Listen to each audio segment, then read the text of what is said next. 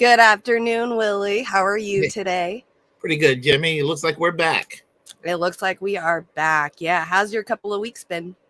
Well, let's see. Last week, as you know, I did the Thanksgiving stream and got a little tipsy and did a little bit of karaoke. And so I have to I'm going to owe Warren an apology because he actually played my stream on his show.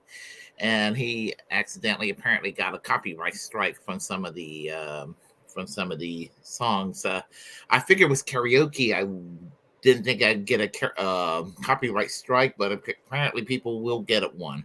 I agree. Yeah. No, your thing was so fun. It was so cool to watch, though. It was a blast because I was watching Warren do his city skylines and stuff, and all of a sudden he brought you in, and I hear you sing, and I'm like, Warren, I love you to death, but I gotta go rock out with Willie. Like, this is awesome.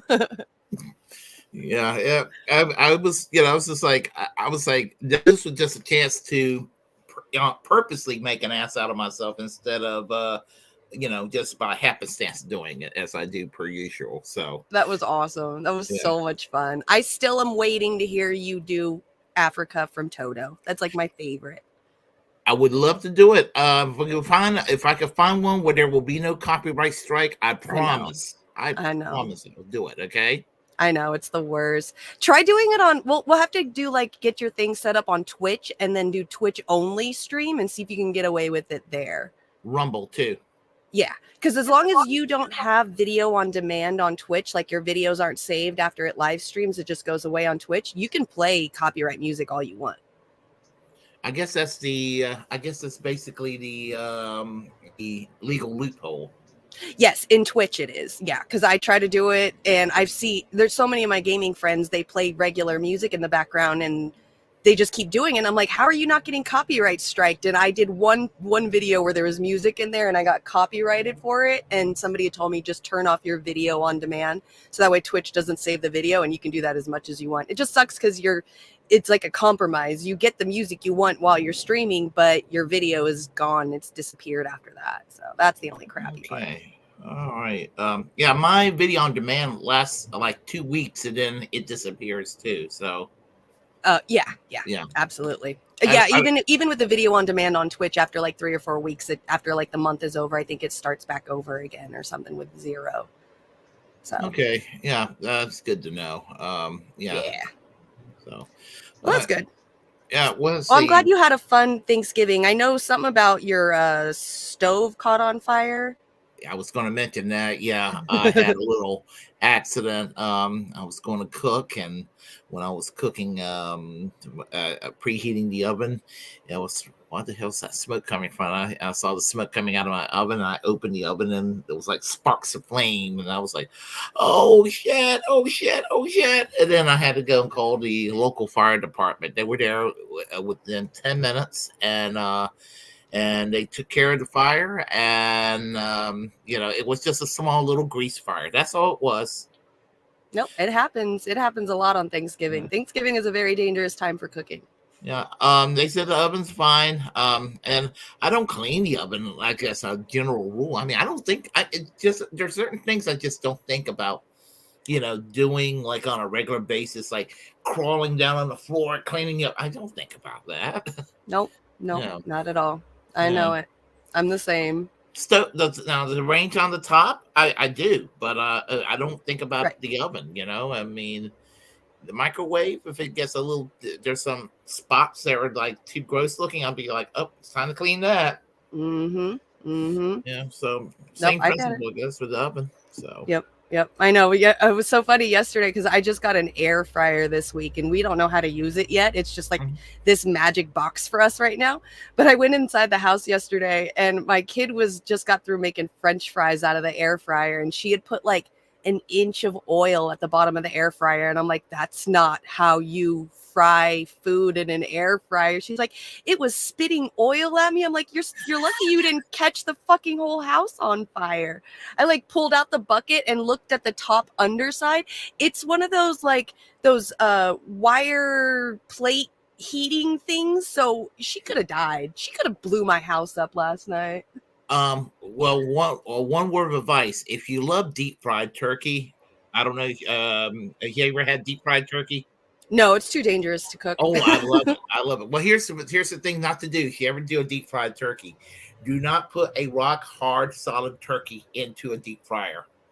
I Yes. know I know that from personal experience. Yeah, if you've got a frozen one, even if you think it's thawed, it is so dangerous to put it in a deep fryer because there's just a little bit of moisture and it's just poof everywhere. I've seen the videos on YouTube of people trying to deep fry turkeys and it is dangerous. 20 years Leave me over with the Mexicans who put their pig underground and let it cook in the dirt and stuff. I'm cool with that. Like that's less dangerous. 20 years ago, I was drunk. I was high. So were my friends. We had a Thanksgiving party. We just decided to do the deep fried turkey, and we made a mistake. We dumped the turkey into the deep fryer, and luckily it was a concrete patio because we had a little mini volcano, and we ran like hell. Nobody got hurt, but sparks and fire was just like all Ever. the place. The turkey was good. Right? I would have like turned around to everyone and been like, I love the smell of napalm in the morning.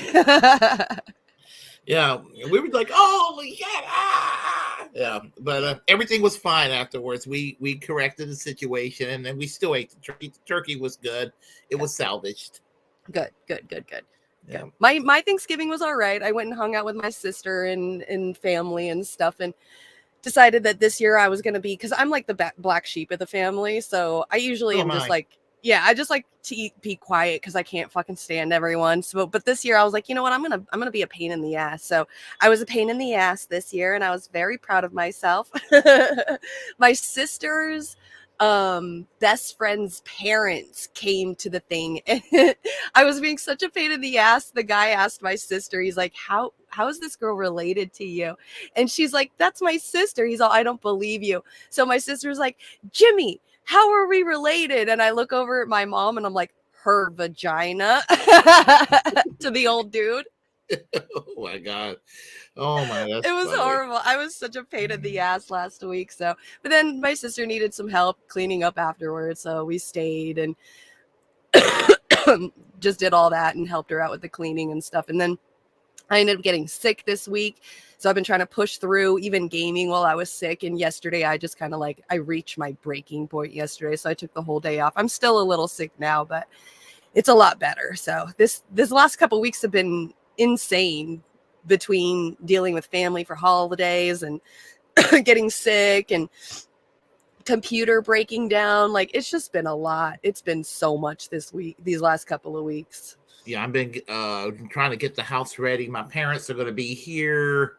Let's see what day. Next Saturday, I believe. I got to pick them up at the airport. So I got to get everything. Got to get everything ready. For them to visit. So I'm just getting the house cleaned up.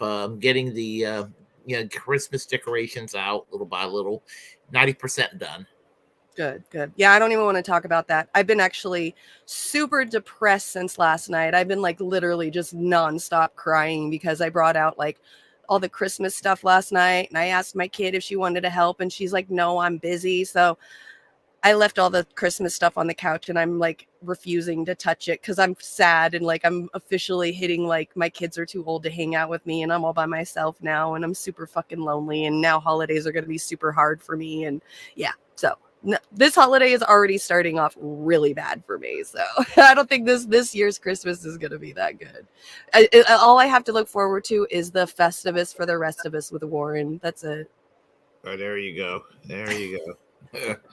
Well, it's this. It just got to do is to make the best out of the situation and all that. Yeah, it's the empty nest syndrome. My kids are finally getting too old to want to hang out with me. So, it's all of that. It comes with the territory of having kids. So, definitely. This is a hard year so far for me. And it's going to be hard because, like, this Halloween, my kid didn't even want to hang out with me. It was so depressing. Oh well, they'll have kids one day, and they'll know that feeling. Yeah, exactly. Yeah. Exactly. All right, so let's say hi to the comment section. I have been highlighting all of the messages that this ghost of Henry Kissinger has been putting up because I don't know who he is, but I want to marry him. You are absolutely amazing. Whoever this troll is, you're fucking great. So, hello, ghost of Henry Kissinger. Rick, if you're in the chat too, I know you're taking care of Mr. Kissinger right now. So excited about that. What's up, gamer? Good to see you. I am the comment section. You're so awesome. Gamer, good to see you. Sorry about your sister being sick. I hope your week has been good. Warren, of course, good to see you. Kim, hi. Who else? We got Mr. H. Daniel Berry Sports Highlights. Thank you for coming by. And we got Cowboy Kitty with the peace sign. What's up, dude? I think that's everyone so far. Oh, I love you Absolutely. too, Ghost. And hello, everyone. And I guess probably we should get down to the business of why we had the Yeah. show. Yeah. Yeah. Where do we want to start off with the Henry Kissinger? Yeah. Let's start off with Hank. All right. So, great news, right? Good news. Yeah. Yeah. Kissinger is dead. Nothing better than that. I'm pretty sure what's his name? Death himself has been waiting for a long time. I know he's been sitting at that claw machine for years hoping to catch Henry Kissinger. So I am so happy that he finally got the prize that he wanted. And I really hope that he doesn't give up. Like he finds the next one, like a Rothschild or a Rockefeller or, somebody, maybe even a Musk or a Bezos would be nice. Just keep adding on to him. You did really well. You were patient. You waited. Now you deserve something else. Now you deserve something different. Like, go for your next step. Other than the jokes, I am kind of excited. This is something that we've all been waiting for. I don't like people dying, but come on now. It's Henry Kissinger. Like, Well, think about all the people that suffered because of. I mean, I'm the kind of person that don't take delight over someone dying, even him. But I will make fun because I mean he was a piece of shit. Yes. Yeah. Even I looked up the name, so now I have it. Anthony Bourdain. He even said himself, like, if you walked in and looked at Cambodia, you and seen the suffering and the destruction that Henry Kissinger has done there, that you wouldn't be able to hold back or want to do anything but to strangle Henry Kissinger for what he did in Cambodia, Taiwan, Vietnam. Just that whole area he ruined. Never We forget Chile, Yep. 1973. Yeah, Yep. a lot of Chileans I have met. I have never met a Chilean that was and when I say anti-American, I don't mean that they hate Americans per se, but what the American government did to the people of Chile through the Nixon Kissinger policy that put up Pinochet for those 17 years. Yeah, absolutely. I agree. So I do enjoy the whole partying, and we've all been excited and partying the last couple of days and getting a good laugh and stuff like that. I do also want to show some of the history of it. This video right here that I want to show about him is called "Was Henry Kissinger a War Criminal?" This video has been has been approved by Hassan Piker. This guy right here, this dude, he's a very big CIA. He has a lot of CIA talking points, very for things. So listen to all the the facts of the history of Henry Kissinger. But when this guy starts talking about like his own personal feelings on the situation, you're going to notice a little bit of CIA. But I did get approval, or this video was shown on Hassan Piker show, and they did say that it was pretty decent, and it did show kind of the real stuff that he's done. So I do want to get into the history and the seriousness of what this man's done, so we can get a refresher and kind of remember this guy's legacy, which is not the best of the best. So, all right, here we go. Kissinger, one of the most controversial and powerful figures in American politics, is dead. Kissinger was an American diplomat and political scientist. He served as National Security Advisor and Secretary of State under 2 presidents.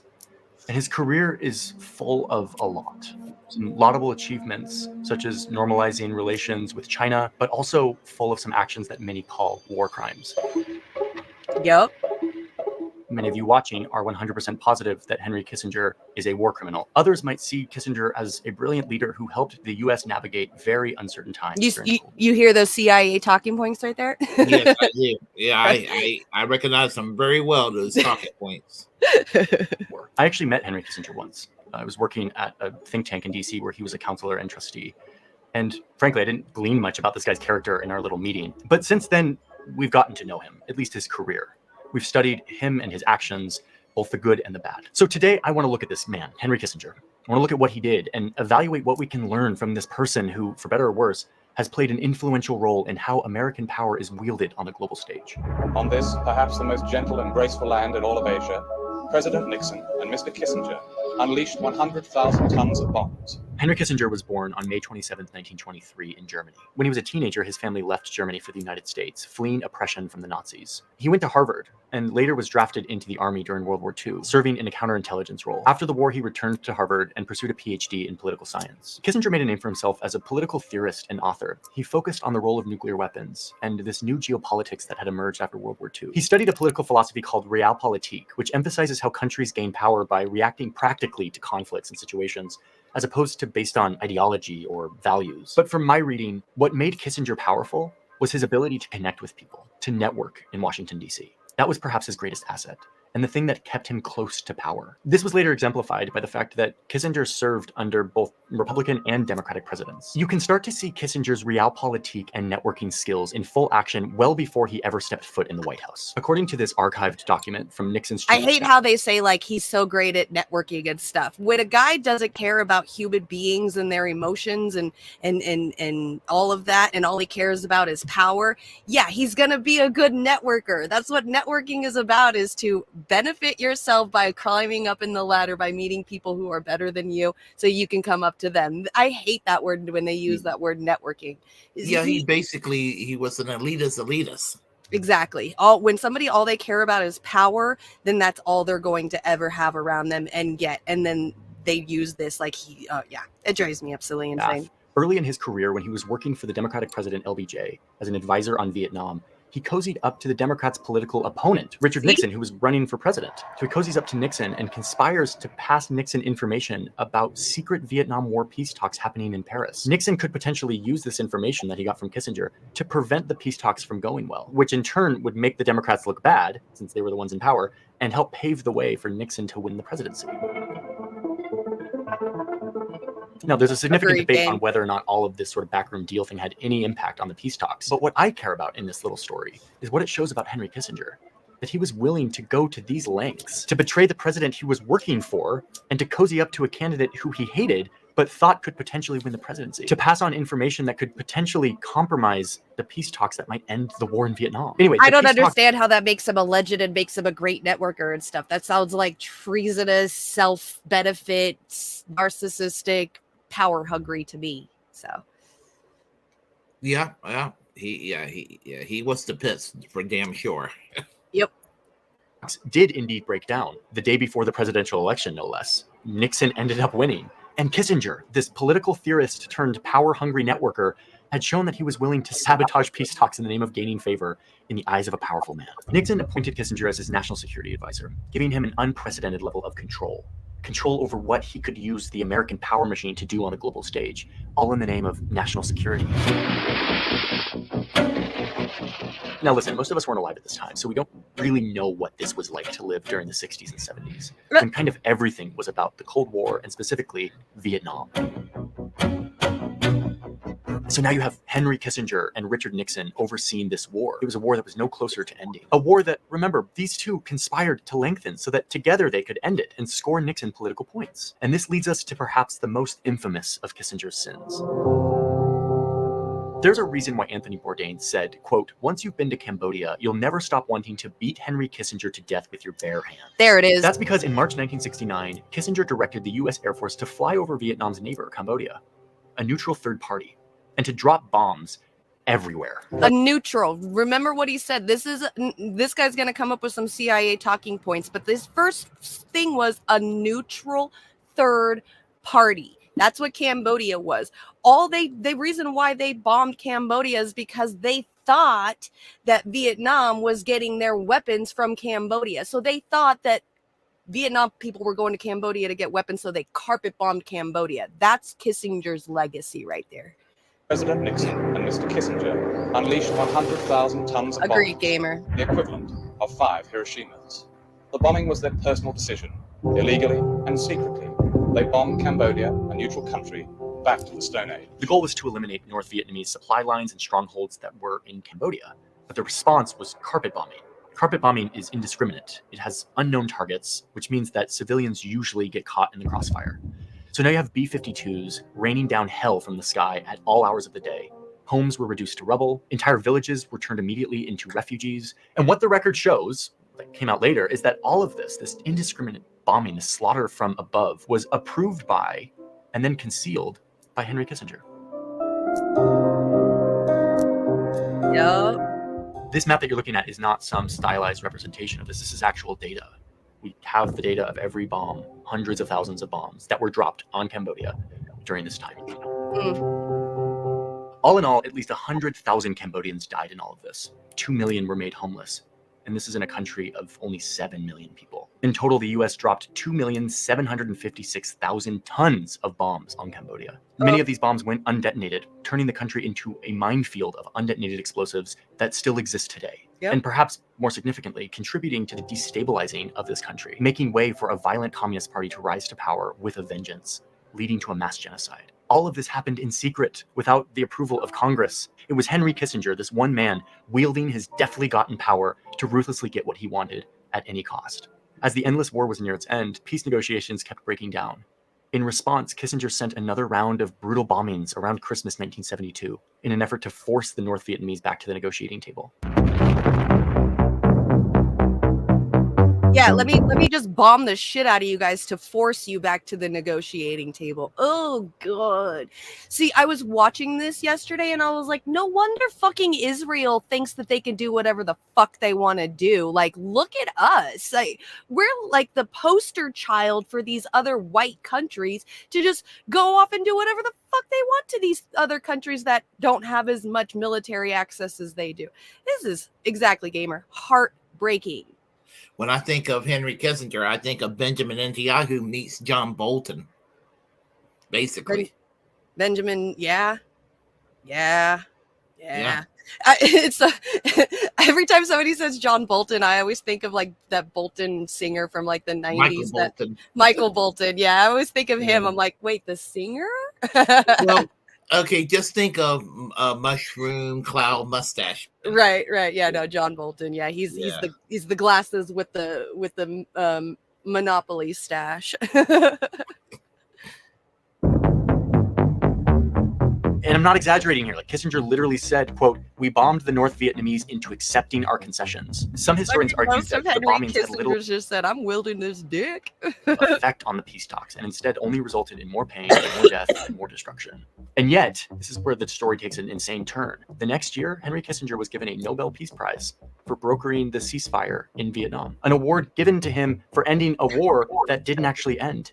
An award that his North Vietnamese counterpart would decline. 2 members of the Nobel Peace Committee resigned in protest because of this. It is as if everyone... And that's how you know the Nobel Peace Prize is bullshit. At the Olympic Stadium joined in carrying an athlete on their shoulders in an endless triumphal procession. Bolton doesn't deserve that the wasn't stash. realized. In fact, he had won no gold medals at all. And Kissinger himself even felt weird about this and offered to give the medal back to the committee. Okay, this is one of the great parodies of the modern era that this ever happened, but it doesn't end here. In Chile in 1970, Kissinger directed the CIA to destabilize the country and seek to overthrow its recently elected socialist president. The coup attempt failed here, but it eventually did lead to the assassination of a Chilean general. The president was eventually overthrown and replaced by this Chilean general who would go on to kidnap, murder, and torture his political opponents. But because he wasn't a communist, Kissinger turned a blind eye. In fact, one of the features of Henry Kissinger during his time was cozying up to dictators all around the world, all in the name of securing America's place as the global superpower. He pledged his support for this Indonesian military dictator as he was invading East Timor using American weapons. We have this declassified document of the conversation between Kissinger and this military dictator. Kissinger telling this military dictator to move fast on his invasion and to not be too obvious about the fact that he's using US military weaponry in support. The dictator did move fast and soon was exterminating hundreds of thousands of people. Kissinger and his big powerful apparatus standing by to watch what they had sponsored. While illegally bombing Cambodia, Kissinger also oversaw illegal bombings in Laos. He supported Pakistan in their genocide against Bangladesh. He supported Turkey as they invaded Cyprus. He helped kick off US dependence on Saudi Arabia for oil in exchange for selling them weapons, a relationship that we're still bound to today. He supported coups and despots. Yeah, just because he kind of just like rolled over that really fucking quick. Henry Kissinger was the main point man for America having the petrodollar instituted in the world, so that way we can become the monetary superpower. That was Henry Kissinger's other baby as well. So just so you know, reason why we have petrodollar, the reason why we have wars in the Middle East with countries that want to nationalize their own oil, and why we call them terrorists like Iraq and Iran, is because of people like Henry Kissinger forcing like Saudi Arabia and other countries who, you know, they put in their own dictator to do that, to use their oil and being only sold in US dollars, the petrodollars. So that means that any country that buys oil from those specific Middle Eastern countries can only buy it with US dollars. So that's, you know, if there's a country that is creating their own money, they can't go and buy oil from Saudi Arabia because they don't have US dollars. They literally would have to get a loan from the United States to be able to buy oil from that country. And this is all because of Henry Kissinger, just so you all know. Across Latin America, and the list. Crazy, right? Yeah, he was an SOB for damn sure. Yep. Goes on and on and on. I won't have it when he's doing this. You guys are great. I just see in the comments it says Ghost of Henry Kissinger. Hey, stop it. And then I see Rick, back in your hole, buddy. Against communism. It's just another of the constituents of the gigantic lie that constitutes his reputation. He's a thug, and a crook, and a liar, and a pseudo-intellectual, and a murderer. Okay, all of those things are factually verifiable. Factually verified. I mean, listen, it was the Cold War. Like, again, none of us can really capture what that was like. You had two superpowers racing to see who could get more nuclear weapons. There was real fear here, and leaders had to make very difficult decisions. Defenders of Kissinger see all of this behavior that I've listed as just a leader living in the Cold War, having to do what it takes to avoid nuclear conflict or a communist takeover, a vital elder statesman serving America and making impossible decisions along the way. But the most vociferous critics tend to see the opposite, an evil genius who was given the full arsenal of American power, which he then wielded to achieve his grand vision of how the world should look. But when you look at the arc of Henry Kissinger's career, neither of these characterizations hold. He was not a master strategist. Nope. Or an unparalleled genius. Nope. In fact, he's a guy full of contradictions. He conspired to extend the Vietnam War despite thinking that the war was foolish. Yep. He joined the Nixon White House despite long maintaining that Richard Nixon was not presidential material. He orchestrated these increased bombings of Vietnam and Cambodia despite all evidence indicating that the US could not win this war. A reminder that Henry Kissinger grew up being bullied and beaten up for being a Jew in Nazi Germany. And then he fled that brutality to come to the United States, where he studied how power works between countries, but also between people. He used those skills to navigate himself into standing in the most powerful places in the world. Super CIA right here. The most powerful military in the world at his disposal, and the permission to use it as he saw fit. Henry Kissinger knew what it took to stay on top. And what it took was shifting alliances, secret bombing campaigns, sabotaging peace talks, supporting dictators abroad, and the list goes on. I guess the point here is that Henry Kissinger's master guiding principle was to have no guiding principle. He infused that into his leadership, into his decisions, leading to the destruction of many lives around the globe. Ripples that are still felt today. Even if Henry Kissinger were still alive, I believe he would never face true accountability for his actions. He played the game too well. He's too liked by powerful people on both sides of the aisle. But ultimately, if we can learn anything from this, the death of Henry Kissinger gives us an opportunity to appreciate what can happen when too much power is concentrated in the hands of one man. There's some more of those Fed talking points. I'm not gonna sit here and appreciate nothing of that. Okay, the power hungry shit is probably why.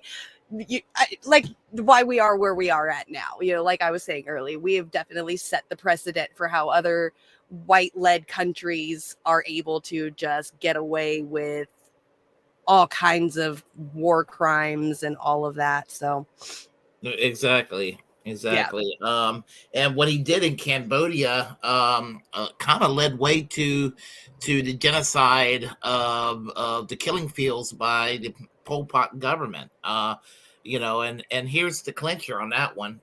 Vietnam, communist Vietnam liberated quote unquote communist Cambodia from that government, but the United States, because they had their butt hurt later on, ended up supporting they supported I forgot the name, Prince Leeuwenhoek, Hook, I think that's his name, the monarch from Cambodia, who was, you know, an alliance with the Khmer Rouge, and the United States backed them as opposed to Vietnam because they got their butt hurt from Vietnam. But Vietnam was actually in the right to liberate Cambodia. There's that. But yeah, here's the thing. And I'm not trying to whitewash or make I'm not trying to make Henry Kissinger or rehabilitate Henry Kissinger, but there is one positive thing about him. Ukraine, Russia, he wanted them to negotiate. He was actually critical of the U.S. policy toward the Ukraine, and the Myro Barretts, which is the Ukraine kill list, basically placed him as one of the people on the list to assassinate. And so my question is this: now that he died of natural causes, would that Ukraine kill list, would they consider him liquidated? Because any person that they actually removed, they put on the website liquidated. So is Henry Kissinger now liquidated by Myra Barretts, that particular controversial kill list that's yeah. unofficially connected with the Interior Ministry of the Ukraine? Yeah, I mean, hey, it's a possibility, but I'm pretty sure that list is starting to go down the drain like fucking Death Note's book. So, I'm Ukraine is. I'm sorry, but poor little Ukraine, they're starting to be forgotten about. Yeah, So, yeah. I think that kill list is just now like somebody's burn book or burn diary or something. Like these are all the people I just hate now. I mean, yeah. I mean, he was on a list of. He was like the most evil person on the list of fairly base people. You know, that was. I mean, there was probably some other bad people on the list, but Yeah. like most of the people that was on the list were pretty decent people. I kind of read some of the names up there. I mean, Yeah, Roger Waters. I don't know why they would put Kissinger on the kill list for Ukraine. It seems like Kissinger would be the first one to be like, "Let me help you guys out in Ukraine." Yeah.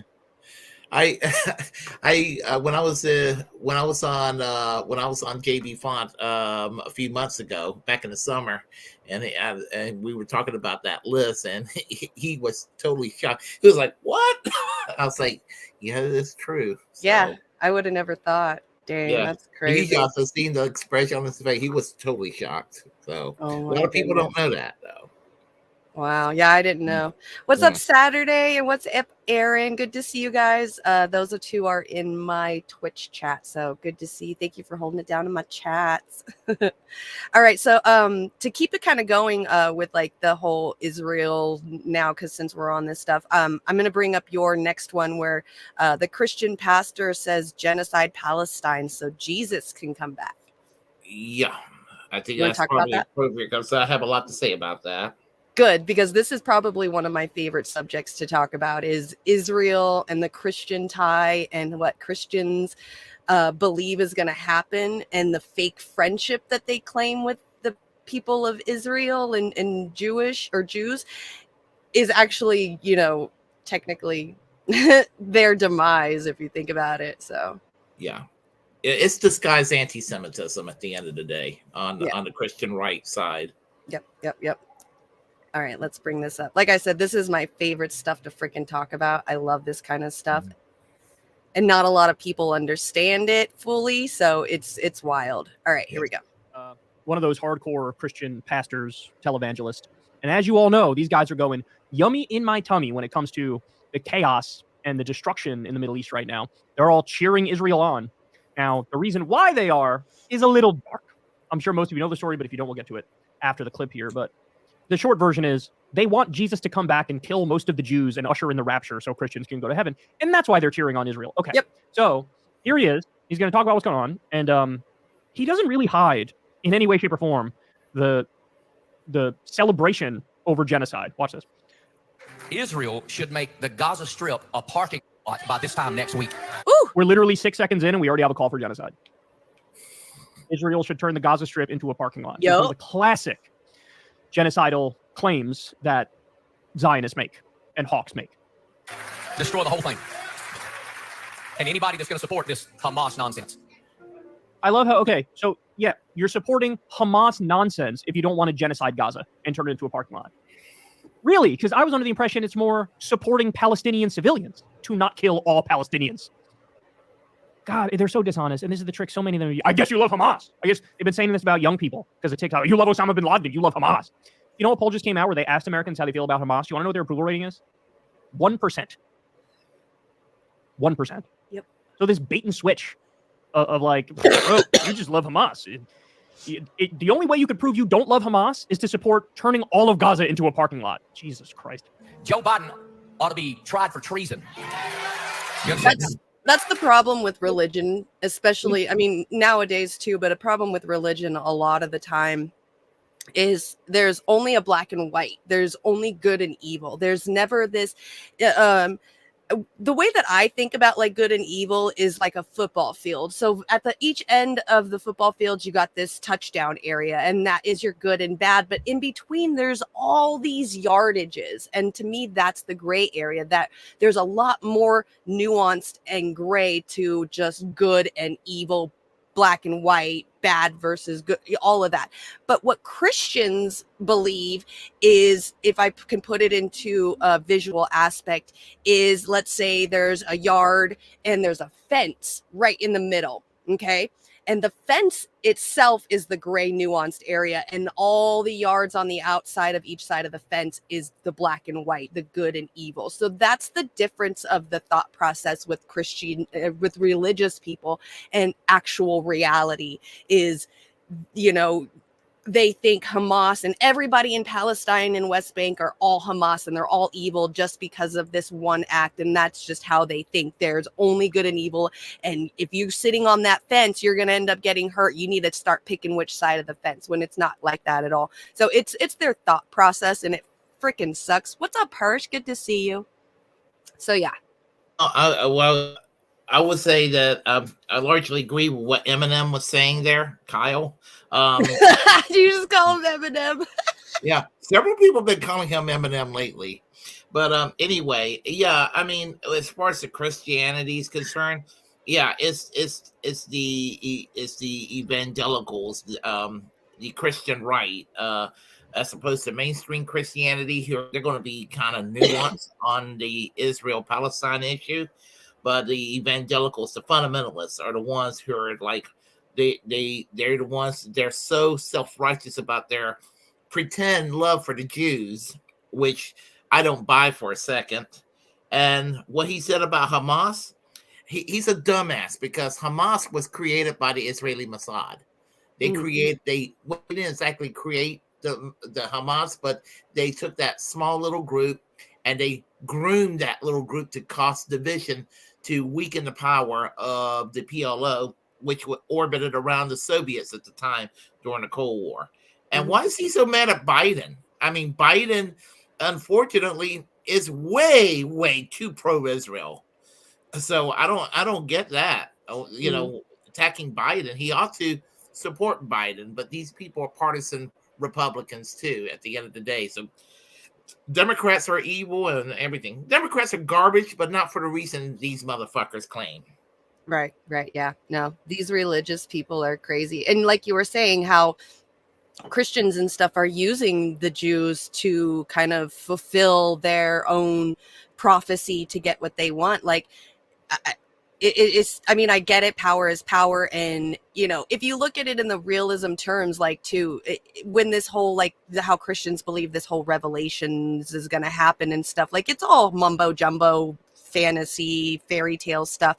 So I could see where the Israelis are using the Christian power to be able to create their own state, their own country, their own, haven area and stuff. It just sucks to see that Christians are using them as kind of like sacrificial animals to kind of get the end outcome that they want, which is going to happen because they're being friends with Israel now and stuff. But if that shit was real, if the second coming of God happened and the apocalypse came and stuff like that, so many of them are going to die. I think it even says like they're only going to save like 175,000 of them, and then the rest are just going to die.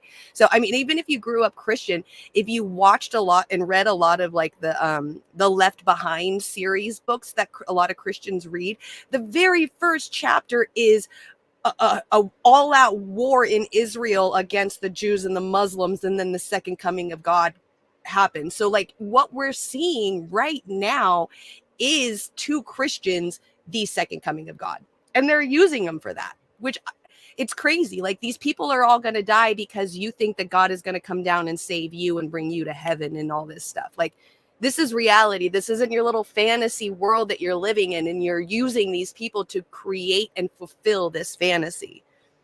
Yeah, they're basically, and what's dangerous about it is that that this is kind of wedged in, when, especially, again, I don't want to make a blue state versus red state thing because both parties are unfortunately way too pro-Israel.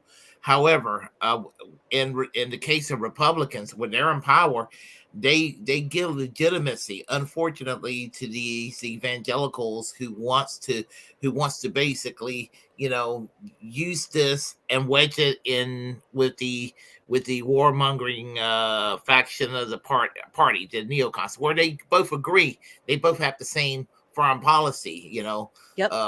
Attack the Muslim world and everything, and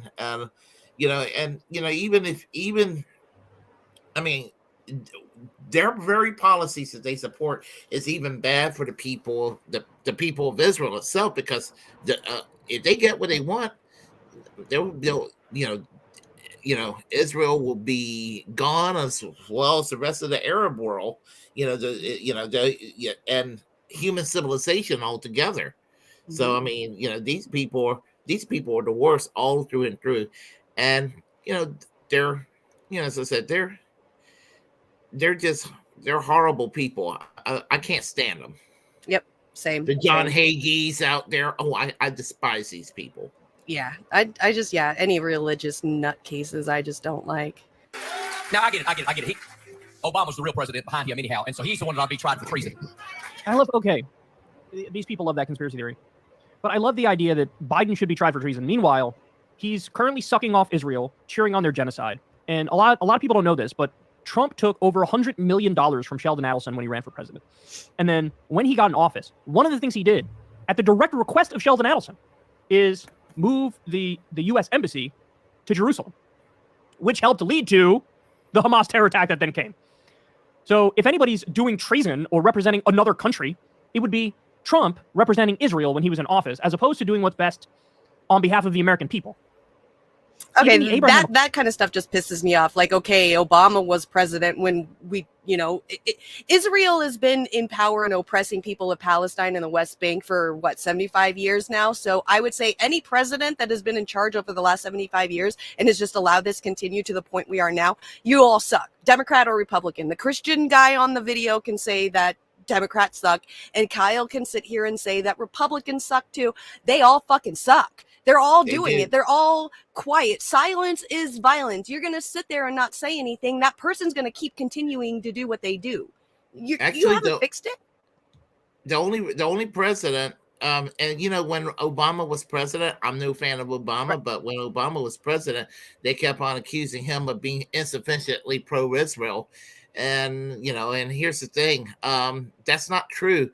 the only president that stood the most against Israel during their 75 years history, and he wasn't really anti-Israel, but he thought Israel was going a little bit too overboard, was Dwight Eisenhower, and that was during the Suez Canal crisis. He basically told them to chill the fuck out over this Suez Canal crisis, and and I think some people even hinted that Eisenhower was anti-Semitic, which I don't believe he was, but he was the only one that had the courage of all the presidents, believe it or not, in its 75 years history.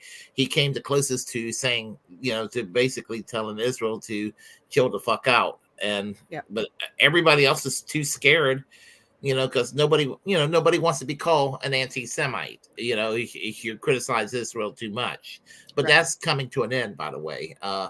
Because people are starting to realize the Muslim religions are Semites too. So how are you going to sit there and call them anti-Semites when they're Semites as well? Like, y'all are distant cousins and shit. The fuck? Yeah, I hate to even put it this way. Honestly, if you put both an Israeli and a Palestinian in westernized attire, you can't really tell them apart.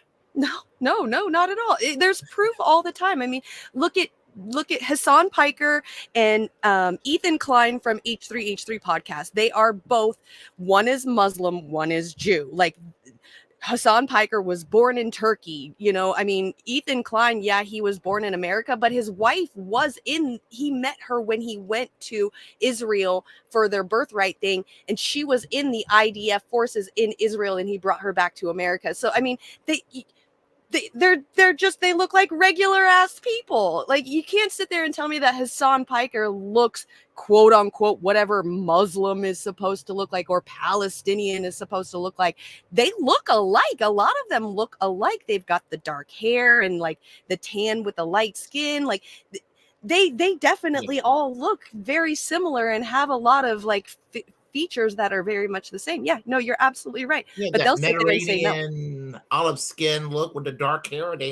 I'm sorry, they all look alike. Yeah, they do. I mean, not like saying like, how the racist, they all look alike. I didn't mean it like that, but no, I get it. I had to like save us there for a second because some people be like, oh, they all look alike, huh? Yeah. But no, I mean, I'm just saying, my point is that, which comes down to bigotry, whichever in this conflict, whether it's Israeli racism against the Palestinians or the Palestinians racism against the Jews, individually speaking, their mutual bigotry, I'll say, fuck their mutual bigotry, Mm-hmm. Yeah. All right, let's continue with this. Of course, that was a giant middle finger to Palestinians. And they were basically begging Palestinians to strike at Israel, begging Hamas to fight back against Israel. Because when they do the Abraham Accords, they're trying to work around the Palestinians, pretend like Palestinians don't exist, bring about peace, and eventually make it so that Israel has the support of everybody and can just annex the Gaza Strip and annex the West Bank. And so Trump was representing Israel and the Israel lobby as president. So you really want to have a conversation about treason? Now, Biden's, of course, a massive friend to the Israel lobby, too. But, of course, look, this guy would hear me say this, and he'd go, that's fine. I like Trump selling out and representing Sheldon Adelson and Israel over the U.S. He would say he likes that. Why? Because you'll see, he seems more pro-Israel than he is pro-U.S. That's true. Why? Because of Jesus. Wait for it. Ooh. So I hope that's a good burn, Hirsch. Mows the whole thing down by this time next week. We have like 4 calls for genocide within the span of 39 seconds. If you think all this open border stuff is not an opportunity for a bunch of Hamas sleeper cells to come into this nation right now and start killing innocent men, women, and children, you have lost your mind. When you know absolutely nothing about geopolitics. Right. Hamas is not like Al-Qaeda or ISIS. They're not. So yes, they are an Islamist organization, a Sunni Islamist organization, but also their goals are territorial in the sense that they want to create a Palestinian state. Mm-hmm. That's their goal. It's not, they don't want a global caliphate. They know they don't have the power or the ability to create a global caliphate. They want a Palestinian state, and they want, Sunni Islamism to rule it. The idea that they would attack Ohio, like, again, these people don't know anything. I'm sick of all these Christians saying we ought to have peace with Islam. Islam is a satanic death cult, and they would cut your head off before I said amen in this sermon if they had a chance to. The Muslim religion hates Jewish people to the core of who they are. It sounds like you hate Muslims to the core of who they are. For real. That's what it sounds like to me. What they ought to do is evacuate up there on the hill and get a great big missile and blow that wicked dome of the rock plumb off of the spot where it's standing right now so we can get that third. Jesus, all of like the cheering, the applause, like these people are frothing at the mouth, genocidal. It's astonishing. Temple rebuilt and usher in the coming of Jesus. There it is. There it is. Did you hear that? That's what it's all about. Usher in the coming of Jesus. Get that third temple rebuilt and usher in the coming of Jesus. That video of that woman that survived the Holocaust in a wheelchair, they snatched her up. Kidnapped a Holocaust survivor by somebody with American dollars in their pocket. What? The one with American dollars is the IDF. Yeah. What are you talking about? Yeah, Government. exactly. They should have been Exactly. smoked out months ago when they stole the election to begin with. Yes, I said it.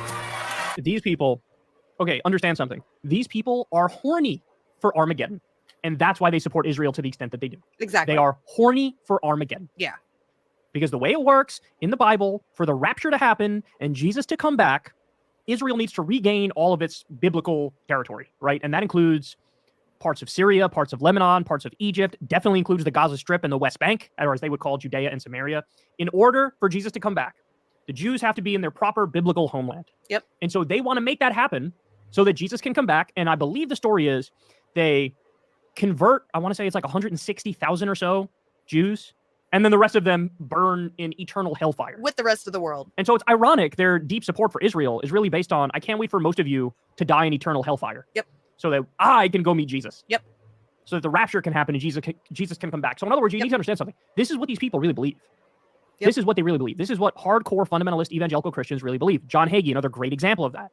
But what I always find amazing is they never reckon with the empirical reality of their claims being tested. So John Hagee said that the end of the world was going to happen between 2014 and 2015, and the sign was going to be the 4 blood moons. He wrote a book about it, where we have like red moons in the sky. That didn't happen. He just woke up the next day as if there, he wasn't just, his life's work for the past decade wasn't just blown up right in front of his face. So these guys are astonishing. And by the way, John Hagee said that Hitler was sent by God to help the Jews get back to their homeland in Israel. But somehow these are these guys are the real friends of Jewish people. These guys are, because they want the rapture to come and they want these people to die. But look, I mean, they're not hiding it, right? This is out in the open. They are flat out genocidal to Palestinians. Now, I need you to stop and reflect on the fact that there's probably plenty of people in positions of power who believe what this guy's saying right here. Yes, because our main religion, especially in Congress and the House and stuff, is Christianity. And if you go to church every Sunday, eventually you're going to have the pastor talk about revelations. Eventually. That shit is so brainwashed and ingrained into your head so fucking much. It's ridiculous. I mean, I haven't believed in religion in years, but man, when a lot of this stuff happens out in Israel, best believe sometimes in the back of my head, I'm like, is there really going to be like this second coming of God? Like it makes you think, like, because they're making it happen so much, you're like, fuck, is this shit like it's wild. I think it's called like a self-fulfilling prophecy is what they're doing. They want it to happen. They're, like he said, they're horny Armageddon. I want to talk about and it scares people like me because I've got myself out of it, but then I see stuff like that and I'm like, are these motherfuckers right? Like, is this shit really gonna happen? This is terrifying. Like, I know because when you grow up as a Christian too, as a kid and stuff, you learn that after the second coming of God happens and the devil or God or whatever reigns for 1,000 years, you're given a choice. Like during this time, okay, this is all fantasy. During this time, you are given a choice. You either take God in as your savior, as your Lord and Savior, and you repent and you become Christian, and that means that you get decapitated. They'll use they're supposed to, in the Bible and stuff, they say they'll use a guillotine on you. You will be murdered. If you don't take in God and you say, no, you get to live there for 1,000 years on earth, but you'll have the mark of the beast and then you'll be suffering afterwards. So it's to get like all the Christians up in heaven. And then that way everybody on earth can like suffer and die, and then he brings all of his Christians back down to earth and reigns for 1,000 years in like this thing. And so as a kid, when you're growing up and hearing that stuff, you're like, you're like, of course, like, I don't want to die just because I believe in my religion, so I'm gonna have to say that I don't believe in my religion and go hide in the fucking mountains or something until the end of all of this. Like it's it's terrifying, and it makes you think, and it's like, do I need to start like figuring out a hiding underground spot now because these motherfuckers are trying to make this shit real? Like, it fucks with your head, like the battle of like fantasy of what you've been raised and what is reality when you're trying to be a normal human, and then hear all this stuff that's happening in Israel and what the Christians are saying. It's too much. It is way too much, and it is terrifying because sometimes you're just like, is this really going to happen? Like, was I wrong? Like, is there a fucking heaven? You know, like, it's scary, and it's mind traumatizing for people who are just trying to live their fucking lives. Yeah, it's about control with these people. That's what it is. But I want to touch a couple of things of what the pastor said. And he talked about Islam. He doesn't know a damn thing about Islam. He said it's a satanic religion. It's a monotheistic religion, just like Christianity and Judaism. They all worship the same God. They just have a different concept of those gods, you know, of that monotheistic God. I mean, so he doesn't know what the fuck he's talking about. I remember I had a one lady that said Allah is the God of the Muslims. I said, no, it's the Arabic word for God. A Christian Arab will call God Allah. A Jew who is Arab in the Arab world will call, you know, I mean, they all call God Allah. No, they don't. Allah is the Muslim God. I mean, it's like, I'm like, you know, okay, whatever, lady. And then he talked about stolen elections with Biden. You know, the only election that was stolen was Bernie Sanders' nomination, and I'm sure that as much as he hates Biden, he probably would rather have Biden than Bernie. Even though I have some issues with Bernie these days. John Hagee criticized New Orleans for having a pride parade. He said God caused Hurricane Katrina on New Orleans, but he's like the biggest sorry to put it this way, he's the biggest Israel cocksucker. However, when Israel has pride parades, he doesn't have a problem with that. I mean, I'm talking about John Hagee, you know what I'm saying? But somehow it's bad in New Orleans. It's not bad in either place either, by the way, but you know. Right. Wow. Yeah. I didn't realize that either. Yeah. So anyway, jeez, yeah, no, fuck these people. Right, I know. These Christians, man, they get to me sometimes. I swear. Well, the right wing ones, the ones who are right wing and bigoted, you know, not talking about the laid back, chill ones. They're okay, you know, but these right wing ones that wants to control people, fuck them. Yep, absolutely. And there's like. I do have to admit there's a lot of like, you know, decent, normal Christians, even though y'all have revelations, y'all still read that shit. All right. But there is a very small sect of like these really ridiculous, like religious zealot nutcases and stuff. And I'm actually kind of curious if that Hagee guy is a part of it, because a few weeks ago, out here where I live, we had a shop where a lady had some LGBTQ stuff outside, and she was shot outside of her store. And about a week later, these like maybe about 5 or 6 Christians from Utah, like they're like these extremist Christians. I don't even know who the fuck they are, but they came out here with their signs out on our road and was like, the shooter, or God brought the shooter because of their sins and stuff. Like, it was just so harsh and cruel what these Christians were saying about this person who died, was shot, murdered, just because she had LGBTQ stuff out front of her store. So I'm wondering if like that Hagee guy is that religious sect. He's connected with that particular shooting, but John Hagee, you know, he's, as I said, he's a cocksucker for Israel, and not only is he just an apologist for all the terrible things that they do, but I mean, he's anti-LGBTQ, and even on Christianity, he is extremely anti-Catholic. I mean, his sermons basically preaches that the Catholic Church is an evil church, you know. So I mean, you know, he's a horrible individual, and John McCain had to drop him as the spiritual advisor back in 2008 because of all of that big embarrassment about John Hagee. Ooh. I'm so happy that shit is out of my peripheral and I don't see that stuff, because I swear I would probably be depressed all the time if I saw that. Yeah, living in the South, you see this shit on TVs on Sunday mornings. You just can't escape it, you know. Yeah, Yeah. just I mean, you know, just like it's kind of it can be a toxic environment, you know, in at times because people are just so polluted by fundamentalism. People got a right to believe what they want to believe, but you know, just having a closed mind, how in the world can you just live life with a mind that's willfully closed all the time? Right. Thinking that everyone else is wrong and Mm-hmm. yours just so happens to be the right one. I think Ricky Gervais said it really, really, really well. He's a comedian, English comedian. He says, now, you know, like, let's say you believe in God. God is your God. You're Christian, let's say. I come up to you and say, there's 1,000 religions in this world, all with different types of gods. Do you think that 999 other gods are wrong and yours is right, right?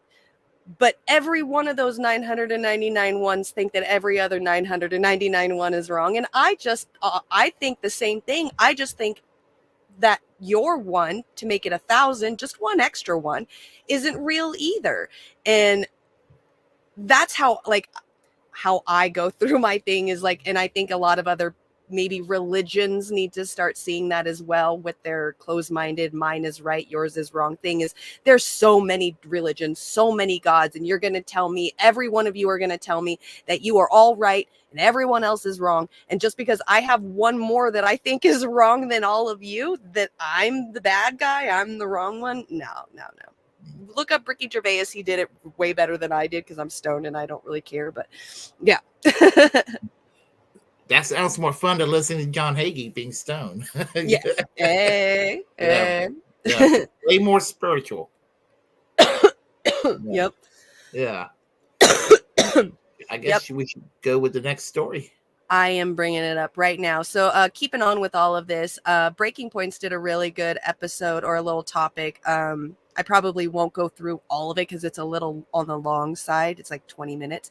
But Bibi Netanyahu and AIPAC are planning big lobbying against the ceasefire right now. And they were able to find it. I know a lot of people have been talking about it. I know some people were saying that AIPAC had said, or maybe not publicly, but it's said that they were planning on spending like a lot of freaking lobbying money and campaign money to get rid of some of the people that are in office, like Rashida Tlaib and, you know, some of the progressive members. So here is this is from Breaking Points, and they were able to find out some of the things that they were some of the people that they're about to fund and some of the lobbying that AIPAC is getting ready to do. So I thought this is very good information, y'all. We need to know what AIPAC is doing because they are the biggest lobbyist in America, and they are controlling a lot of decisions that these politicians are making. So please, like, take this in, soak it in like a sponge, because man, all right. Dive into the very latest that is happening in Israel. Put this up on the screen. Some great reporting from our friend Ken Klippenstein over at The Intercept. So apparently, the Israeli military has launched a full court press, closed door PR blitz on Capitol Hill, as you have had some calls for a ceasefire growing. Let me read you a little bit from Ken's report.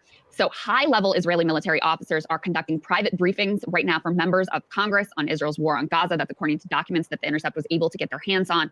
Those briefings have ramped up as questions emerge on Capitol Hill about Israel's conduct in the war, and ceasefire calls gain steam. This is from a source. They say, quote, there's an Israel PR blitz happening this week, facilitated by a handful of senators. Practically all of the briefings on this issue these last few weeks have been members only. One briefing exclusive to members of the Senate scheduled on Monday and organized by Senator Tammy Duckworth involved 3 senior IDF officers stationed at the Israeli embassy. So, Sagar, you have a major PR offensive here to try to make sure, because Israel has long enjoyed bipartisan backing and support. The Biden administration, of course, thus far in this war has given them everything they wanted, no strings attached. But now you're coming down to the wire, where there is $14 billion in additional aid that is supposed to be part of a package that could be passed or voted on as early as next week. And you have growing calls for a ceasefire, including, you know, Biden's tone shifting a little bit. Again, the actions have continued to be, hey, unconditional support, no red lines, et cetera. But you do have a little bit of a different tone being struck by Biden. So they are getting nervous that aid could be conditioned. They are getting nervous that the U.S. could, at some point, under pressure from the domestic Democratic populace, which is overwhelmingly in favor of a ceasefire, push their congressional members to stop giving them that fulsome unconditional support that they're so used to. Yeah, the APAC meeting is pretty significant because it really comes at a pivotal moment here in Washington around all the debates with ceasefire, about the extension, about, and we'll talk about this in a little bit, the possible conditioning of aid. But as hostages began to come out, and we have a good update here that we can deliver on the show. Yarden, who is the sister of Gili Rahman, who we had here, who was one of the Israeli hostages, or we had, in some cases, nobody knew if she was alive or not. We had a great interview with her brother, was actually released earlier today by Hamas. So we're very, very happy about that. Gili, who we had on the show, was very emotional, distraught around the situation. We hope she's okay. And I agree, Gamer. Same. But that's my point also, is that as you have more people inside of Israel who are watching hostages come home, there's going to be growing pressure in order to continue those deals, especially with Hamas. It seems to be on the page where they'll release something like 10 hostages or so per day. Right. At the same time, though, Crystal, there are people inside the Netanyahu coalition who are very against continuing this and actually could bring down his entire government. Yeah. So first of all, just to show you how influential some of the American Israel lobby groups are, put this up on the screen. Netanyahu met, we got a picture here, with AIPAC leadership in Jerusalem.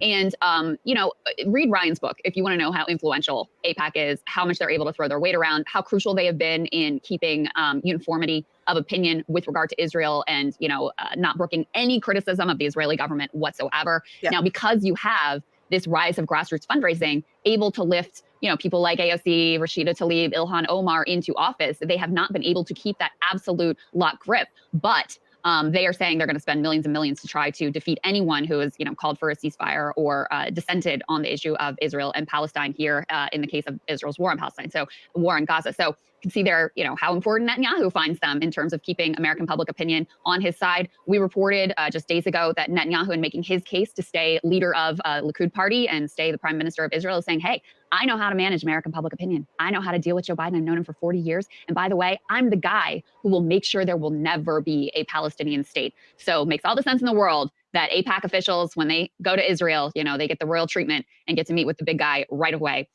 Put this next piece up on the screen. They've taken all of these, various resolutions to just prove how pro-Israel everybody is and get people on the record, et cetera. We have this new one about, quote, reaffirming the state of Israel's right to exist. We had one no vote here, and we wanted to give a shout out to Republican Thomas Massey, who's been very consistent. I mean, this takes courage. AIPAC has already said they're coming for him too. Yep. He says, much of the language in this I'm voting no on, I actually agree with. I agree with the title, but it equates anti-Zionism with anti-Semitism. Anti-Semitism is deplorable, but expanding it to include criticism of Israel is not helpful. And this has long been the goal of groups like ADL, to make it so that criticism of the Israeli government, which Israelis do all the time, Netanyahu has like literally an 8% approval rating in the state of Israel right now, is completely off limits, is considered anti-Semitic, and certainly any criticism of the political ideology of Zionism is also considered anti-Semitic, which is outrageous. You have to be able to critique any sort of political ideology, and that's what this resolution seeks to enforce. Rashida Tlaib, I mean, sort of surprisingly, since Thomas Massey was the only no vote, she voted present, so she didn't vote for it, but nor did she vote against it.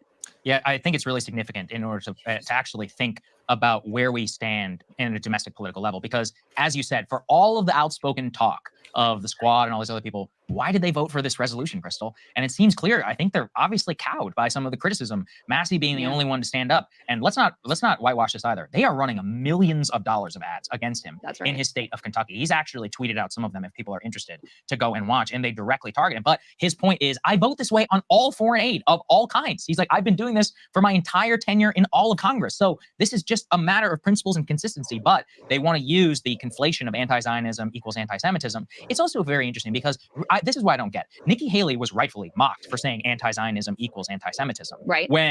By many Democrats, influential commentators, and others. And yet, when the exact same resolution comes to the floor of the House, why is it passing with only a single no vote? What does that? What does that show us? And I think it shows us the power of AIPAC and of what they can deliver. And look, Michael Tracy made this point actually this morning, which I do agree is completely absurd. Is that AIPAC now for decades has been exempt from the Foreign Agent Registration Act, which applies to, quote, individuals and entities acting with the U.S. on behalf of foreign interests, despite literally dedicating its entire existence to furthering the interests of Israel, including meetings with the prime minister of that nation and including often using their power directly to lobby American foreign policy for interests that are only aligned with Israel and then shrouded in supposedly this is better for America. So I think there's an America First case to be made against an organization like this having such incredible power here in Washington. Again, I recommend the book Israel Lobby by John Mearsheimer, which at the time was also smeared.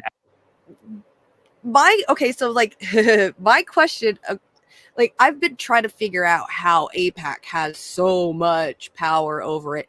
And there's this conspiracy theory going around right now that apparently like Ghislaine Maxwell was like related to somebody in that was like in power in Israel, and she got introduced to Epstein, and so that's why like the a lot of politicians and stuff have been blackmailed by the Epstein list, and the Epstein Island list is to benefit and empower Israel.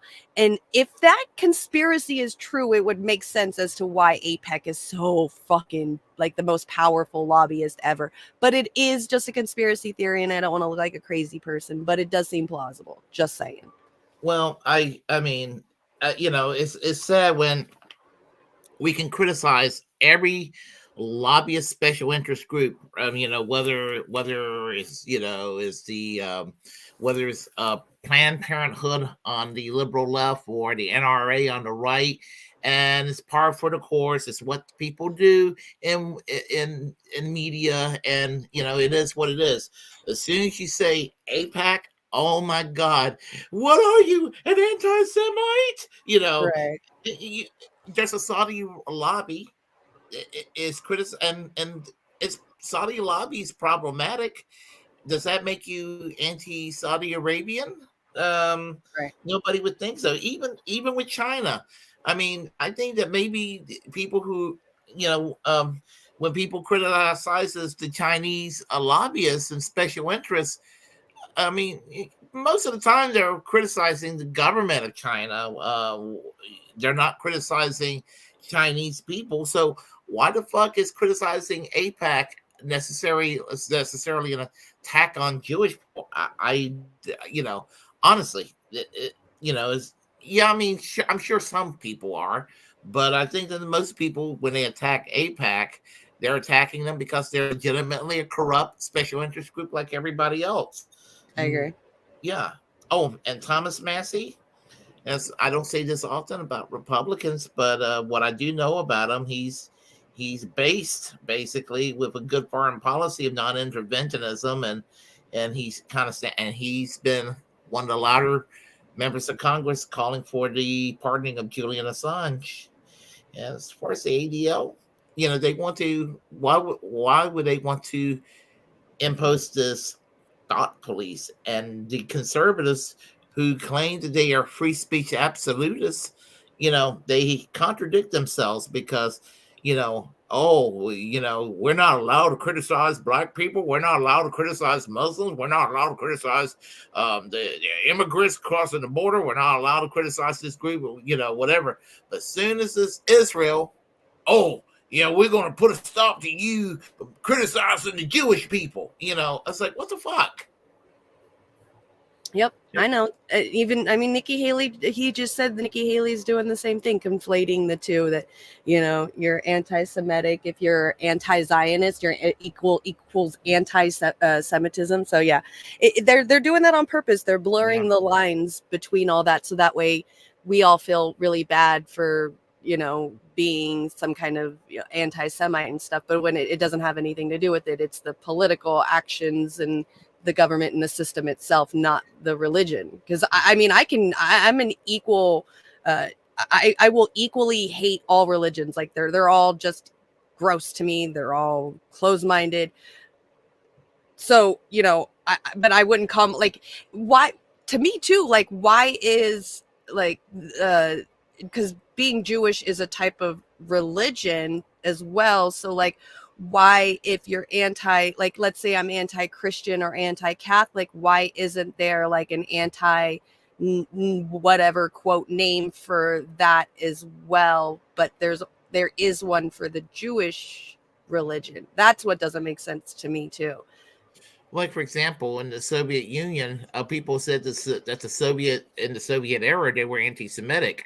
They weren't anti-Semitic in the Soviet Union. They were theologically anti-Jewish, just as they were anti-Muslim and anti-Christian. But ethnically and culturally, in a lot of cases, they were very pro-Jewish. I mean, Stalin, for example, I'm not defending Stalin, but Stalin's been called anti-Semitic. But every one of Stalin's wives were Jewish, by the way. I mean, obviously, culturally and ethnically, but not religiously Jewish. Mm-hmm. You know. Mm-hmm. Yeah, I think just a lot of the lines have been blurred by people in power to confuse us, and it's working. Yeah, and Jen Perlman basically, she was on my show. She's basically made that very clear. She's Jewish, and she's not a Zionist. She used to be an indoctrinated Zionist, and she says that it's separate. The Judaism, culturally or religiously, is separate from the political ideology of Zionism. They're two different things, and you can't. It's unfair to conflate the two together. Yep, I agree. That's so great. Henry Kissinger said, "I didn't flee Nazi Germany. I just thought they were doing it wrong." God damn. God. Wow. Jesus Christ. Dude, these guys are on a roll in the YouTube comment section right now. Between him and Rick, this is great. I'm having fun. Thank you, Henry Kissinger, for dying, because you made my Friday.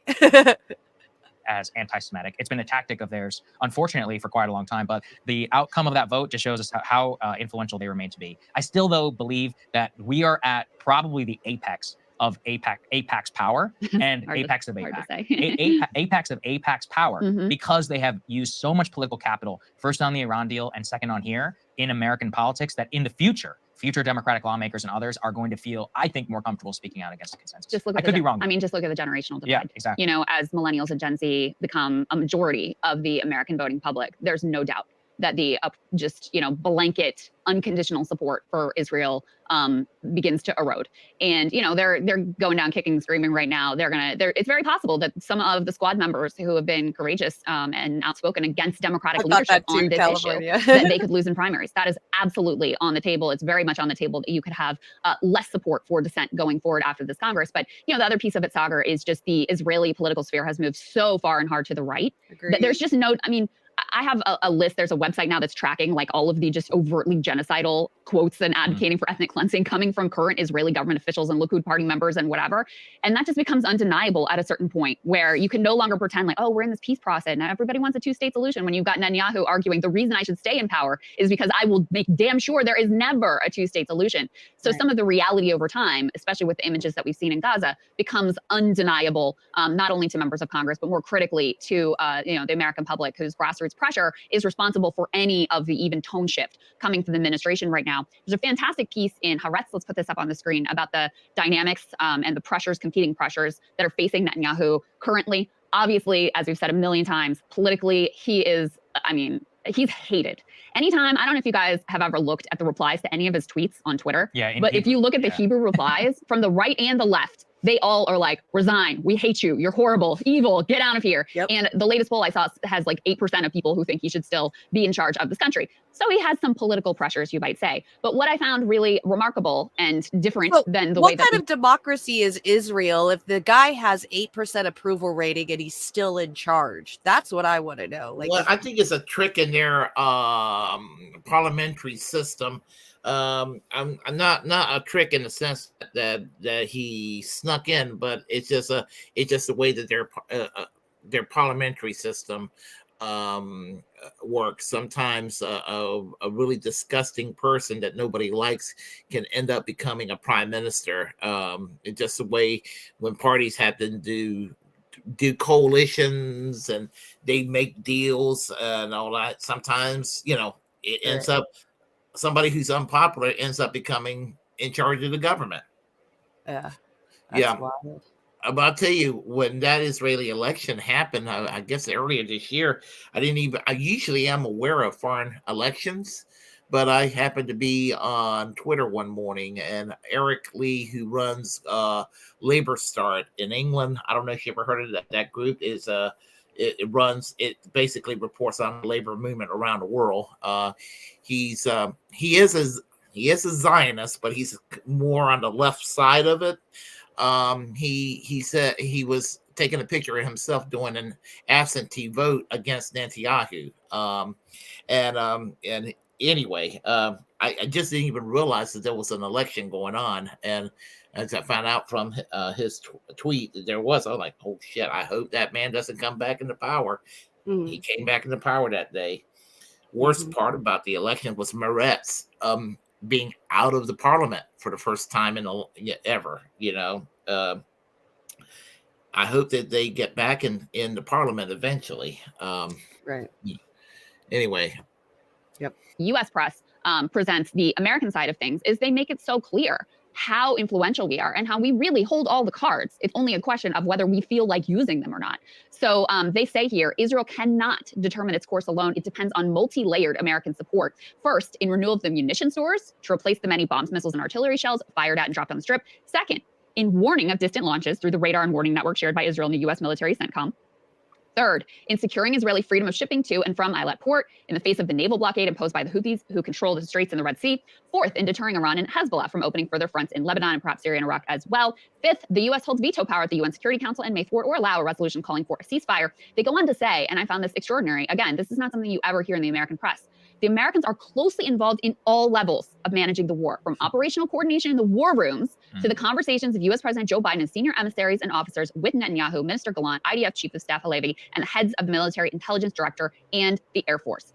They go on to say the American position is shaping up. Thus, Biden will agree to the opening of a second phase in the Gaza Strip campaign, but not to escalation as a result of Israeli initiatives in the north. In return, Israel will be required to expand the humanitarian aid to the Gazans and to produce an outline for the day after toppling Hamas, with a preferred scenario and Washington being the PA's return to the Strip and the opening of negotiations for the two-state solution. So in Israel, there is basically no public sentiment in favor of wrapping up this war, securing some sort of a lasting truce or ceasefire.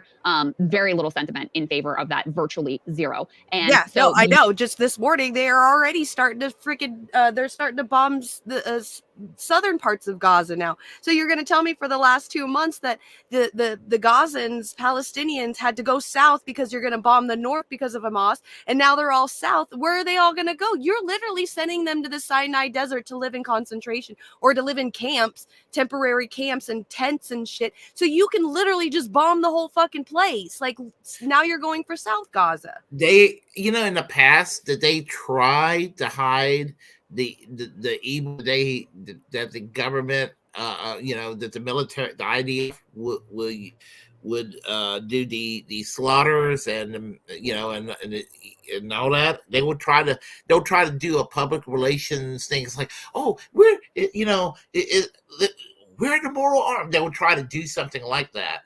They're pretty much open that, hey, we're genocidal assholes. We're going to do whatever the fuck we want, and that's basically what they're saying now. Yeah. And they're just like in your face about it these days. But you know what? People they just had it with the protests. People are just like, no, enough of this shit. So Israel's at a point. Scott Ritter basically said that Israel will probably not exist by the year 2035. Oh, and why does he say that? Well, it's because public relations, what Israel's doing is basically they're just isolating themselves from the rest of the world, and why he just predicts that the Palestinians are going to do an uprising that's going to be successful, and Israel's just Israel's digging their own grave. They really, really are. I completely agree. Yeah, I don't know. We'll see how it goes, because it just seems like to me Israel's like this shining beacon in the Middle East for America, and we're just going to continually help them beat anybody or kill anyone that's of either Muslim descent or another skin color other than their own.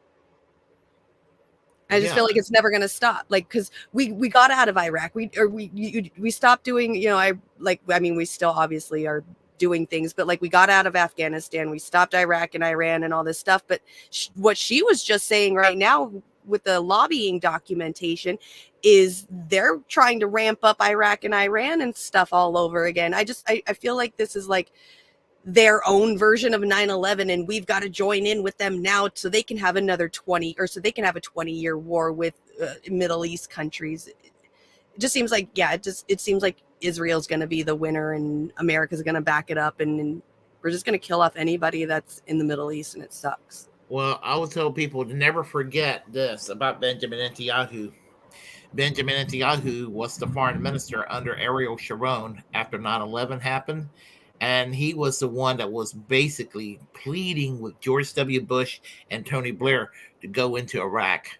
I mean, he was, he's a war criminal on so many fronts. I'm talking about Benjamin Netanyahu that I look for today to, if it ever happens, to see him arrested. He ought to be arrested for crimes against humanity. He's an evil man. Yeah, I completely agree. Yeah. All right, let's see if there's anything left on U.S. this. and these outside pressures are really the only ones that could push Israel to, at any point in the near future, end their indiscriminate bombing campaign that has been so devastating to the civilians in Gaza. Yeah, and the thing is the U.S. policy really doesn't know where it stands right now. Let's put this up there. For example, with Joe Biden, he's continuing to try and have it both ways. He says this, quote, Hamas unleashed a terrorist attack because they fear nothing more than Israelis and Palestinians living side by side in peace. To continue down the path of terror, violence, killing, and war is to give Hamas what they seek. We can't... See, that kind of stuff pisses me off as well. The fact that American leaders, actually any kind of leaders or any kind of white people, they'll say, put in whoever you think terrorist name here, unleash a terror attack because they feel nothing. Like this one is Israelis and Palestinians living side by side. But when 9/11 happened, it was they bombed the Twin Towers and they dropped the planes in America because they hate freedom. That was that excuse for that one. And now it's they're fearing Palestinians living side by side in peace with Israelis. Like, when has Israelis lived side by side with peace? Like, how? When? And during 9/11, did you ever ask any of them that they hated us because of freedom? Really? I'm pretty sure anybody in the world would love anything but freedom. I'm pretty sure Palestinians would love some fucking freedom right now. But they use these little terms like they don't like us because we're greater than them. Like they have some superiority complex because of their skin color and the way that they grew up and the way that they live and how much money they have. It's sickening and disgusting how they do this to these people. Yeah, I mean, this whole notion of dying for our freedoms. Dinesh D'Souza actually basically, let me tell you what Dinesh D'Souza said in 2007. In 2007, he actually argued that 9/11 happened because of the cultural left of the West. All this freedom of women with reproductive rights and LGBTQ rights and separation of church and state. This was offensive to the conservative elements of the Muslim world. And he's urging, he's a neocon, but he was actually urging neocons and the Christian right to make peace with the Muslims to declare war against the Western left. Isn't that just insane? Yeah. But you see, here's the clincher on this. Nobody call him out on that. But if Noam Chomsky or some professor, some left-wing eccentric professor talks about blowback on foreign policy, back then they were calling for them to be fired. In some extreme cases, some of these right-wingers were calling for the arrest of these professors for treasonous statements in college lectures and public speeches and what have you. They were doing that back then. Yeah, no, and I mean they're still kind of doing the same thing right now. There's people within the last couple of weeks or so that have lost, their jobs because of the way that they stand. Like Mehdi Hassan. I don't even like Mehdi Hassan, but fuck my life. Like we know why you guys took his main spot and put him in a sub spot temporarily. What was it, yesterday or the day before? A lot of people it's happening to a lot of people. Mia Khalifa, the porn star, she's getting some backlash for the same thing. Even some actors and celebrities are Susan Sarandon. Are dealing with the same shit. And it's so crazy too, because when you grow up and you read history books and stuff of back then, the protesters against the Vietnam War were arrested and stuff. You're like, oh well, we're in 2000s now. None of that stuff could happen. Like this is, we're a lot better now. But now you're seeing it, and it's literally just a repeat, just in 2023's version, technologically advanced version of it. It's disgusting. History may not repeat itself all the time, but history certainly rhymes. Yes, it does. It freaking does. And we're seeing it, like full on seeing it right now. Yeah, because like recently with the Aaron Matei episode where Aaron Matei was supposedly harassing Senator Chris Coons of Delaware, Fox News actually defended a Democrat because they knew who Aaron Matei is, and they was like, oh, the gray zone, they're far left French site. And Max Blumenthal was talking. He was like, I don't understand that because we were actually on Fox for a little while because they were bashing the Democrats. I guess that's why they had him on Fox. But he says, I feel like I came back to the year 2003 with this Gaza war. Everybody's pro-war again, and Fox News is spouting off their pro-war, neocon talking points. It's like I felt like I just stepped back into the year 2002, 2003. And it feels like that's what's been happening to us lately in our society. We step back to the year 2002, 2003. Yep, we absolutely. Yeah, no, you're right. We do. We really freaking do. Joe Biden is the new George W. Bush. Yep. He sure as hell is. Yeah, I agree. Seemed to be a call for a permanent ceasefire, and yet at the same time they put out a statement clarifying the tweet, saying, "quote He meant that we can't lose hope for peace ultimately in the Of course, region. they have to. It's incredibly clarify important that we consider to lay the groundwork for."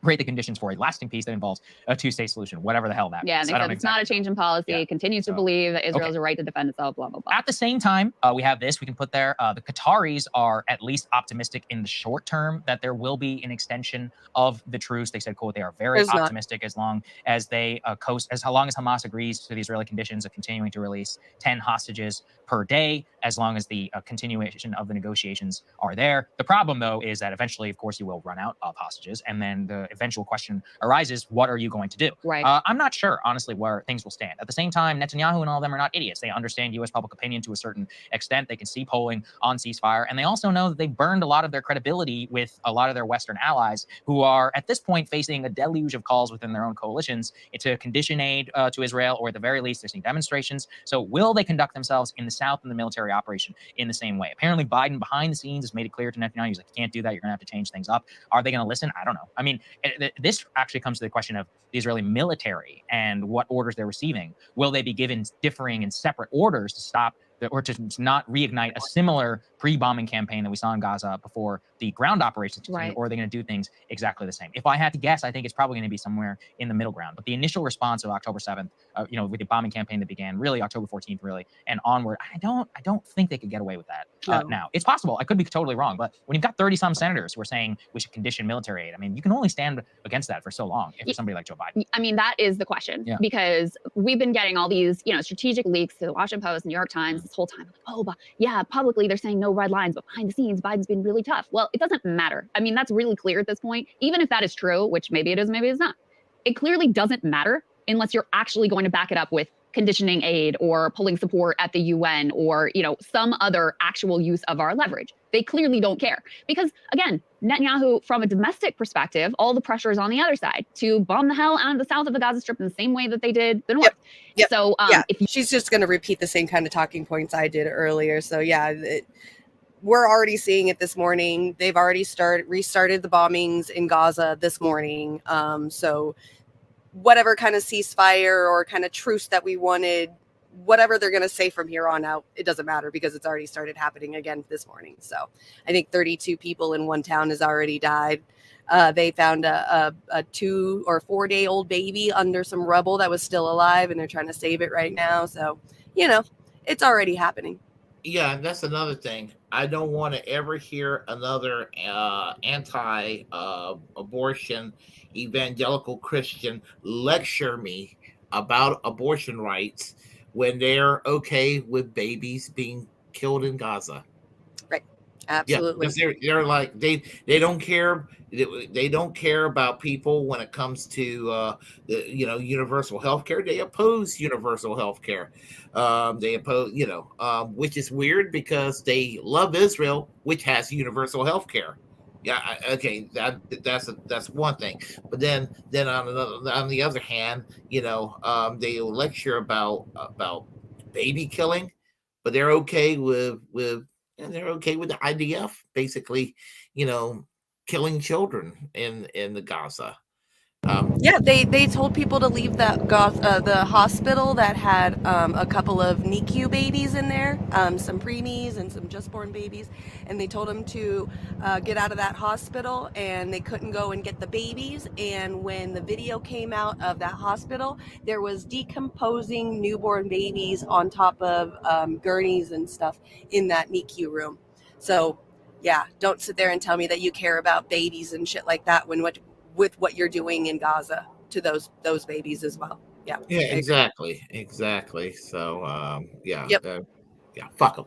Exactly. Yeah. All right. So, I want to know if you want to continue on, because there's one more kind of Israel video and it's yours. What is it? The protesters surrounding Netanyahu's house. Do you want to do that? Because it is door. We're kind of we could probably do that another week, because we gotta, just how many more videos do you have on your side? I have just one more, the car crash. Okay, I think. Well, let's do this. Let's we'll keep the subject consistent, but let's put a little bit of let's put a little humor into it. To cheer everybody up. The Turncoat Don video about Ben Shapiro. All right, cool. Yeah, I love Turncoat Don. This stuff is funny. Okay, let's bring this up. So this is Turncoat Don's edited video. Says, if words were violence, Ben Shapiro versus Ben Shapiro. Marches all over the United States. Let's start. We've been seeing these massive marches all over the United States in favor of Hamas. Why would you do that to me, computer? All right, here we go. We've been seeing these massive marches all over the United States in favor of Hamas. If that doesn't scare the hell out of Jews, I'm not sure exactly what will. These campuses. Oh, hold on. I got it going too fast because I'm a fast talker. So, okay. Sorry. He talks fast. He is. Been seeing these massive marches all over the United States in favor of Hamas. If that doesn't scare the hell out of Jews, I'm not sure exactly what will. These campuses, which are supposed places of safety and openness and diversity. Well, when it comes to Jewish students feeling, just a little threatened by people who are now defending mass murder of Jews, and then, of course, there's nothing to be done. Are these people who are marching in favor of Hamas that you would want working for your company? On campuses across the nation, Jews have been surrounded. Jews are being threatened all over the world, but we got to make sure that the people who join the threats, those are the people who are protected. If they are not citizens and they support Hamas, they should be deported. These folks don't think like you. They don't think like you. In the United Kingdom, Jewish students are now afraid to go to class. I know. You are in your dorm and you're ensconced there and you feel so comfortable with all your friends who tell you that you're just a great person and all your beliefs are exactly right. The last thing you want is somebody invading your campus and saying things that you disagree with, because that's just tyrannical and awful. You shouldn't have to feel like you're wrong ever. You should always feel like you're right. Oh, well, toughen up, sweetheart. Bottom line is that it's time for you to learn that there are lots of differing opinions. The discussion is good for you. It makes your views stronger. It makes your views more durable. It is that exchange of ideas that actually makes an intellectual community worth having. If you're not willing to engage in that intellectual community, you're in the wrong place. If you want a safe space, we can find a padded cell for you somewhere. If you want life to just be a giant teddy bear, go back to being a child. But if you want to be an adult in the United States of America, you're going to have to deal with the fact that there are people who disagree. And that's a good thing to discuss. There are only one group of people that want safe spaces so that they never have to hear from anybody of a different ideology or political persuasion. Those people are called fascists. Okay, and you've got a bunch of fascists, damn fascists on this campus, who are trying to shut down political debate and trying to cloister themselves in this little cocoon of stupidity so they don't have to debate anyone or think about issues outside their kin so that they can feel comfortable. Guess what? Life isn't about feeling comfortable. Life is about bettering yourself. Get off your ass, you stupid pansies. You got knocked the fuck out, man. Mm-hmm. Love it. You're gonna cry in the car. You're absolutely freaking right. Like, he kind of just dissed himself with that, because I was gonna say, like, right before the very end, like, when did Ben Shapiro turn into a safe space snowflake all of a sudden? But then, okay, it makes sense. It's because Biden is in office. There's a Democrat in office, and of course they're gonna do this kind of stuff. But yeah, no, I love how Turncoat Don kind of used his own words against him, and yeah, that was good. That was Think really about good. Ben Shapiro. He's like, I don't get the appeal. He's the biggest crybaby you can imagine. He really is. He's, yeah, he's just a little. I mean, I don't believe in bullying, but I would have snickered somebody bullying him if I would have been, if I would, in high school, somebody bullying someone like that, I would have been like, and I'm not that kind of a person. I think he's a hypocrite because he is demanding for safe space that he criticizes other marginalized groups about, and he's for silencing people. He's for punishing people that disagrees with him, and what he's doing is he claims to hate identity politics. I mean, I don't get it. He's engaging in identity politics. What his identity politics is okay, but other folks' identity politics isn't. Sure.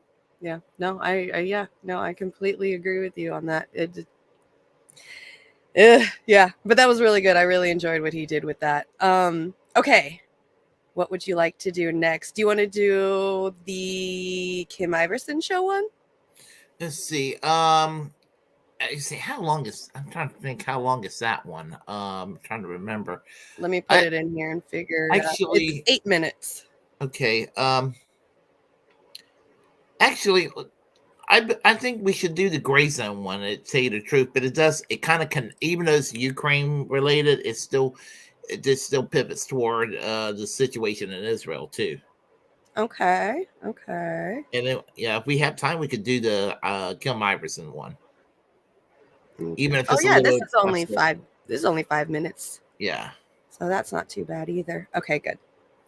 Awesome. Let me pull it up. So this one is the gray zone. It looks like Ukraine is sending women and elderly to the front lines, apparently. Yep. Okay. It's going in Ukraine. Really? 2 things that scare Ben Shapiro, brown people, and wet pussy. Sorry, I had to put that up really quick. Here's a video that'll tell you something about this stalemate. This is the Ukrainian military right now. Look at the Ukrainian military. It's all thumb-looking motherfuckers. Bald. They all look like thumbs, dude. I'm pretty sure they would be really good wife-beating police officers in America. All of them. Or skinheads in Idaho. Right. All right. Well, aside from the fact that they are not really enjoying themselves very much. That guy doesn't even look like he's alive. He looks like he's sleeping. He's so old. Geriatric all the way. Oh, no. He's a boomer. That's horrible. If he isn't a boomer, he's an older Generation X guy. Yeah, for sure. This looks like a retirement home. I mean, these guys are older than me. I'm sorry to laugh because this is so tragic. It's just sad. It's so, but there's the no comedy, young men left. Yeah, exactly. It's so sad. And this is how, look at the state of their morale. All right, Max, we have to watch that. I just thought I'd give. What I was thinking. Look at like you said, look at the state of morale of those people. Like, with that pretty girl singing right there, all those motherfuckers in the audience are like, this could be my granddaughter. What are you all doing to me right now? Look at the state of their morale. All right, Max, we have to watch that. I just thought I'd give people something depressing to look at that wasn't in Gaza, that their tax dollars were paying for. Fair enough. But yeah, look, morale is so low, and it's so funny. And remember Anthony Blinken a few months ago? He said, I'm paraphrasing. He said something like, the Russian army was said to be the second strongest army in the world. It turns out they're not even the strongest army in Ukraine. All this gloating. Yeah, it turned like all this gloating that the Biden people were doing about how well Ukraine was doing, and meanwhile their counteroffensive was a complete bust. No one even talks about it anymore because they actually lost more territory than they gained, at least according to the last time I checked the figures. And there was recently that report in NBC News saying the Biden administration is now pressing Ukrainian officials on what they would accept in peace talks, and of course they're doing that because, as the article points out, the Biden administration is especially concerned about the fact that Ukraine is running out of forces. They don't have any people left. And that's the whole point of this whole thing. It was never about defending Ukraine. It was about sacrificing as many Ukrainians as possible to bleed Russia. And now that's the running out of people to sacrifice. The average age of the Ukrainian military now is 43. I bet it's actually higher. I think it's actually probably too young for the average age. And so if you look at this article in NBC News about why Ukraine is being pressed for peace talks, this is what it says. Oh, they just lost Aaron all of a sudden out of nowhere? Yeah, he's coming back. Where'd you go, Aaron? He's coming back. My bad. I kicked myself out. So if you look at this article about the U.S. pushing StreamYards Ukraine into You gotta love peace StreamYard, talks, right? this is what it says. Biden administration officials are also worried that Ukraine is running out of forces while Russia has a seemingly endless supply, U.S. officials said. Ukraine is also struggling with recruiting and has recently seen public protests about some of President Zelensky's open-ended conscription requirements, which includes like dropping a series of eligibility requirements to get as many people in as possible. And here's more from the article. President Biden has been intensely focused on Ukraine's depleting military forces. Quote, manpower is at the top of the administration's concerns right now, unquote, one person said. The U.S. and its allies can provide Ukraine with weaponry, this person said, but, quote, but if they don't have competent forces to use, it doesn't do a lot of good. So that's what it comes down to. Mm-hmm. They're running out of cannon fodder. So that's why finally we're allowed to talk about peace talks with Russia, when what should have happened is we should have had peace talks with Russia before the invasion, which the U.S. rejected, and then after the U.S. and after the Russian invasion, which the U.S. blocked. Yeah, here's Euromaidan PR. This is like an official Ukrainian account boasting about how the number of women in the Ukrainian army is increasing. Well, I wonder why, because there aren't any men. We're now seeing female casualties on the front line. There's video of a pregnant female soldier being captured by Russian soldiers. There are absurd ads in Ukrainian media recruiting women to the army. This is what happens when you've run out and yet you're being pushed by your top patron to continue. Yeah, as Eric Thomas said, talking about Ukraine seems nostalgic now. It's so true. It's sort of like how, Putin ended COVID and now Hamas ended the Ukraine proxy war. Yeah. Who's going to end this? What's going to end this? Right. Yeah. Hopefully not another pandemic. I cannot believe that they had a pregnant military woman on the front lines like that. That is gross. And yeah, Hirsch, that's what they're going to start calling it, is like a girl boss era in the military in Ukraine. That's probably what the ads are saying on their local TV for recruitment purposes, is a girl boss era. That's crazy. Like I could believe that. Like, we're literally seeing an entire country being used as cannon fodder just to kind of make a notch in the amount of people that are in the Russian army. Like, they're literally running out of manpower, and that's what it really comes down to. And the reason why there was, Americans didn't really want to get involved, but the reason why we didn't see people on the streets protesting, there was rage against the war machine, but we didn't see the mass protests is because we didn't send American troops over there. They, like Lindsey Graham said, is the greatest investment right down to the last Ukrainian. And that's basically what's happening. And what's going on in Gaza, there is now, I think that the West U.S. NATO are going to be like, we're going to be cool with negotiations with Russia because we got to worry about something else now. So, right. yeah, No. I'm glad that we're talking about, at least with Russia, they're a nuclear weapons nation. Well, so is Israel these days, but I think it's more dangerous in some ways of NATO and Russia shooting, using nukes. I am at least with Gaza, as horrible as it is, it's probably a repeat of what happens once or twice every decade. This sort of shenanigans and evil goes on, then it kind of calms down, and then for the next few years it's kind of like low level aggression. Then all of a sudden it's sudden violence again. I kind of think that that's how it might work out with Gaza, but with the Russia Ukraine situation, I think that they're like, well, shit, we could end up in a nuclear war. It's probably best to we're having too many things going on.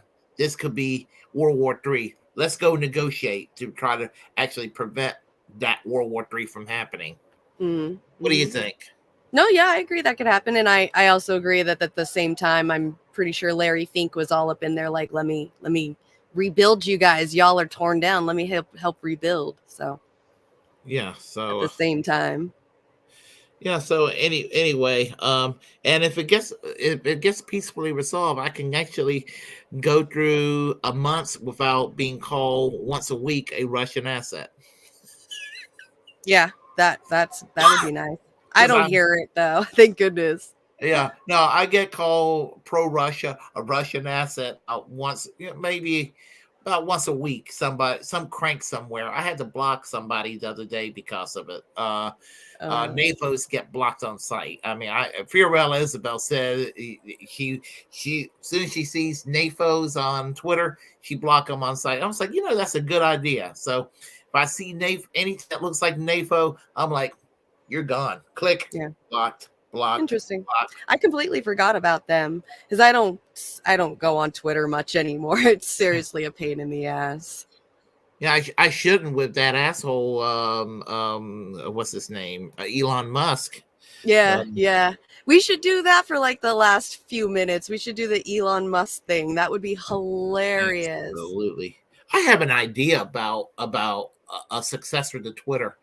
If Panquake and MySpace can work together and convince MySpace to move their operations to Iceland, just to recreate the glory of MySpace with a very, very forward-thinking pro-free speech absolutist position of Panquake. If they could just do something like that, that would be awesome. Yeah, I could see that. Yeah. Just thought it would be cool to have MySpace back again. I miss it. I prefer it. I prefer it over Facebook and Twitter. Yeah, same, absolutely the same. Okay, so I'm looking for it. I might create a MySpace account just for the hell of it. I don't even think there is a MySpace anymore. There is. Is there still a MySpace? Yeah. Okay. If you didn't delete your account and you remember your password, you might be able to get access back to your old account. No, yeah, I deleted mine for sure. Yeah, I did too. All right, I just want to hear that, and talk about that first part where he's talking about ads and stuff, and then I'll get what you have to say about it. If somebody's going to try to blackmail me with advertising, blackmail me with money, go yourself. Elon Musk, in his first interview since publishing a post agreeing with a user making an anti-Semitic comment earlier this month on X, apologized for what he called his dumbest ever social media post. But he lashed out at advertisers leaving the platform. I hope they stop. You hope don't advertise. You don't want them to advertise? No. What do you mean? You see him smiling when he says that, when he didn't know, and he did a little side thing with a smile. Mm-hmm. I think he might have autism or a type of spectrum something or other, because that's the kind of face those I see like my nephew and stuff make when they want to try to be cool and tough, and they think that they're cool and tough, and it makes them feel cool in the moment. Like, that's that smile I see, and it's really cringy, but it's really funny at the same time. I just had to point that out. Like, is he on, or wanting to know, like, is he on the spectrum somewhere? Because that smile was very familiar. You're not the first person to come up with that observation. Somebody else I know actually made that observation. He might be autistic.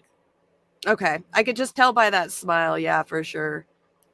It wouldn't If surprise somebody's me. going to try Okay. to blackmail me with advertising, blackmail me with money, go yourself. Asperger's. Okay. But go yourself. Is that clear? I hope it is. Well, he didn't hold back. A slew of And then the head nodding right afterwards, the self affirmation of, yeah, what I said was right, with the head nodding and all of that too. Like, that's crazy. Are you in the comment section? I was just like, I see myself saying hi to Snipe. Yeah, I know Snipe. So okay, quick question with that.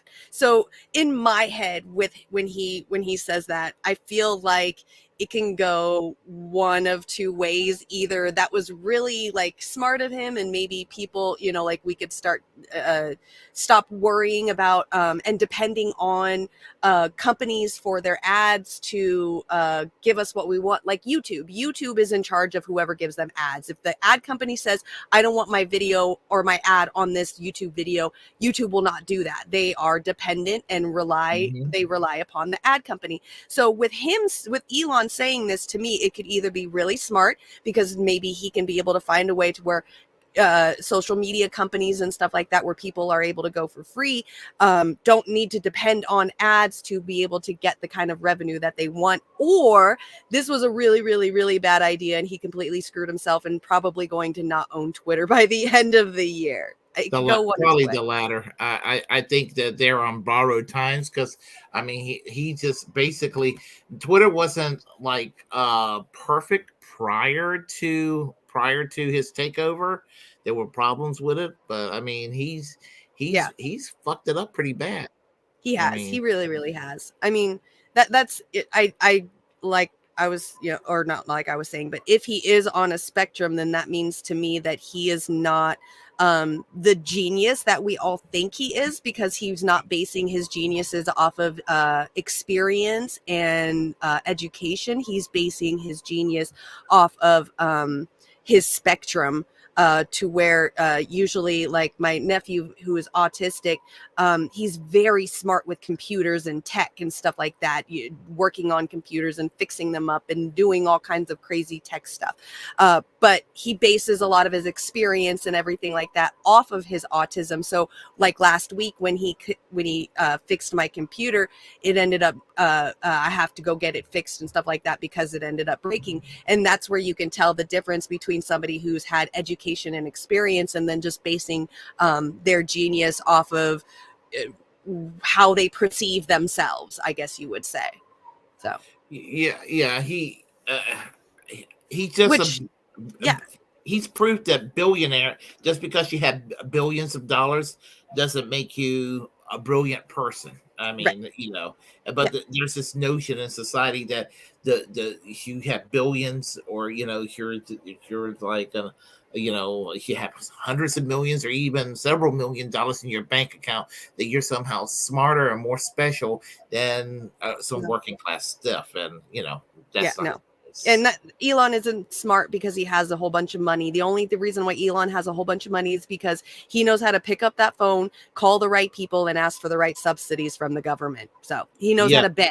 He knows how to beg better than we do. That's all it is. And usually it's him and Elon Musk and like Jeff Bezos and like all the rest of these other dudes fighting over the same fucking subsidy, like all the space guys, all the guys with the fucking rockets and shit, they're all fighting over the next subsidy so they can build their space rocket. They're all getting free welfare money from the government. They're just getting a lot more than we are, and they have a different name for it. That's all he is. It's not smart, just makes calls. So I'm not going to sit there and have any respect for Elon Musk. No. I'm just kind of curious as to see if this is going to change the tide of depending on ads, or if he's just going to ruin himself like he's been doing, which he probably will. I just always have this little hope in the back of my mind, like, please fix YouTube. Well, when there was rumors spreading around that he was going to buy Twitter, I was agnostic to it, because I'm like, if he is really a free speech guy and he can do what he can to restore free speech to Twitter, I'm not going to care what his ideology or his motives are. Yeah. But I've noticed that I have to tell people free speech does not mean bring Trump back and attack the left. I mean, it can mean bring Trump back, but don't just bring Trump back and then start canceling out the left and then doing nothing to the right. Just free speech means everybody. That's right. Absolutely. I mean, that's the whole point of free speech anyway, was for dissenting voices. Like, I was going to say that earlier too. Like, if everybody agreed with what everybody else said, there would never be a need for a freedom of speech. Freedom of speech is for dissenting voices. It is for the voices that are not heard, the ones that are not agreed upon. So that way there can be a dialogue, there can be a debate, a discussion, some kind of a solution by being humans and talking. That's, to me, a lot of people are like, oh yeah, I love freedom of speech, but when people actually do it, like what's going, the pro-Palestinians and stuff like that, all of a sudden it's no, you're canceled, you need to stop, you need to end it. That's what free speech was about in the first place. That's why it was there. Yeah, I mean, I'm not advertising, but I drank some Mountain Dew. Okay. I like Mountain Dew. There's nothing controversial about that. I got my free speech right to say I like Mountain Dew, or I like Coca-Cola, or I like Pepsi. There's nothing controversial. Free speech, is supposed to protect speech that is controversial. That's a very, and obviously there are limits. You can't go and right. Incite violence. Threaten people. You can't threaten people. You can't endanger people's lives in any way, shape, or form. But if the speech is, if it makes you uncomfortable because you don't like the ideological tilt, too freaking bad whichever direction you're in. I agree. Majority of people online who advocate for free speech are doing so on behalf of the right, and most of those arguments boil down to, I should be able to use racial slurs without consequence. That too, yeah. But see, that's what's so great about freedom of speech, is you are more than welcome to have dissenting voices. That's what freedom of speech is. But if you have violent voice and you decide to use your free speech to incite violence or to harm other people, that's what freedom of consequences is what is about as well. Like, you can have freedom of speech, but you're not, safe from freedom of consequences. You still have to deal with the consequences if you want to, cross that boundary of freedom of speech. You can say what you want, but just don't hurt people, or else the consequences should come as well. Here's my chance to heavily criticize AOC. When Tucker Carlson, and I got criticism of Tucker Carlson, but when Tucker Carlson was fired from Fox News, she basically did a little video saying she's glad it happened, and that basically she's saying that doxing people and deplatforming works and everything. So I'm like, okay, she's going to crusade for that, but she's never going to talk about Medicare for all again. Right. Oh, of course not, because that was the subject from 2016 and 2020. We're over that now. Come on. Yeah. Come on now. Yeah, You're talking about the attention span of goldfish. That's like seriously Americans right there. We don't remember that. That was like 50 years ago. Come on. I mean, I could almost tolerate it if she was still passionately fighting for Medicare for all. Like, even though I would criticize her for her pro-censorship position, I'll be like, oh yeah, she's wrong on that, but at least she's fighting for Medicare for all. But she's not even doing that. I mean, I don't feel any kind of solidarity at all at this point with someone like her. Yeah, I'm the same with Bernie too. Like, I mean, I've already been done with Bernie for a while, but hearing him, what was it, yesterday, the day before, on the floor talking about how we need to end Hamas and we can't stop the ceasefire and stuff. Like, bro, you should have died like 5 years ago. I'm so done. It took me a long time. Bernie was the one that had the longest to give up. I mean, and I gave Bernie up. I mean, I am pissed with Bernie like you wouldn't believe, but yeah. Bernie was the one I held on to the most because, I mean, I've been following Bernie since the early 90s. I mean, I shouldn't even say this, but I've given him probably close to $5,000 overall since the 1990s. For his election campaign, for his presidential run, his Senate run. When tax refund time takes place, I actually donate to his campaigns, or used to. Yep. Yeah, I know. And I I've only done that. donated like $5 or $6 to his campaign, but I still regret that. There's, I need to write a letter asking for a refund. Yeah, Ed says that he owes him $600. That's a lot of money, Ed. That's a lot of money you gave to Bernie. We believed in Bernie the way that we never believed in quite. Yeah. I mean, yeah. You know, No, I agree. I didn't give any money, but I gave up a lot of my time. And a lot of me myself, I volunteered. I went and door knocked. I would spend hours a day phone banking. I volunteered for like the rallies and stuff that he would do out here, so I didn't have to be a part of the audience. I was part of the volunteer workers at his rallies and stuff. I didn't give any money, but god damn did I give a lot of my fucking time to that man. I mean, I think I was only married for a year when Bernie was running that year, because we got married in 2015. So the next year, on our anniversary, like mine and my husband's first anniversary, I made him go and door knock for Bernie Sanders on our anniversary. That's what we did. We didn't go vacationing. We didn't do any of like the things that normal first year married couples do. I took him out and we went door knocking the whole day because I needed Bernie to win. Like, I knew I couldn't give money, so I gave myself. And now, like, he doesn't owe me money, but man, that's a lot of time that I'll never be able to take back. And now I'd never thought that I would regret it because I loved him so much, and I do, and it sucks. Yeah, I mean, that's the Bernie cult. It did it to all of us. I mean, it was an unintentional cult, but it was a cult nonetheless. Yeah, yeah. And I think that's a big learning lesson that a lot of us need to go and take from that is, if there's going to be any kind of change in this world whatsoever, it's going to have to be bottom up, grassroots, people coming together and working together. We need to stop idolizing these golden cows because they're just going to let us down in the end. Yeah, because I got that way with Cornel West running again.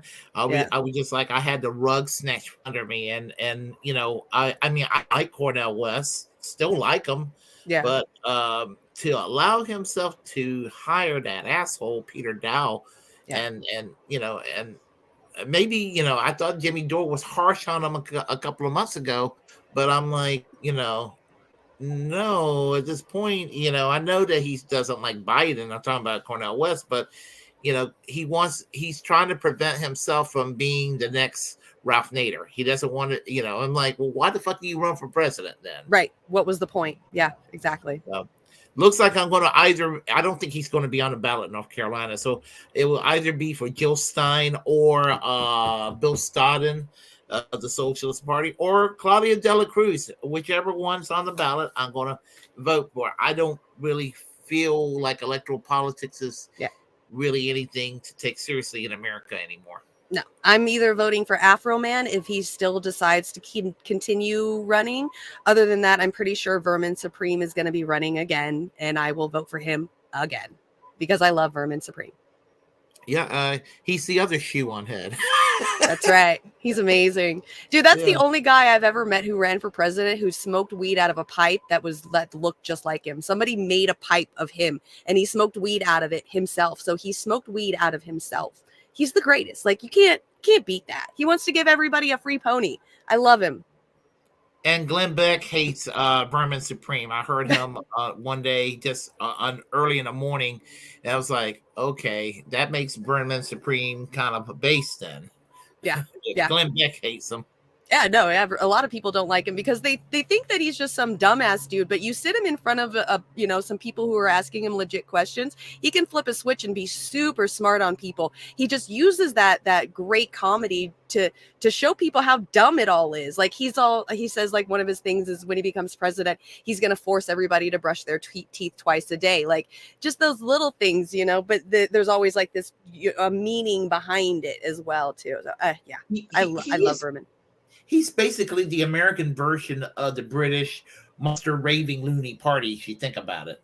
Right. You ever heard of them? Yeah, no, I have not, but that sounds great. Yeah, the Monster Raving Loony Party runs political candidates for office, and they I don't know if they still do, but I know that they were for I think in the 70s and the 80s they were running candidates, just making fun of the Labour Party, the Tories, and the Liberal Party, all of them, basically making mockery out of the British electoral system.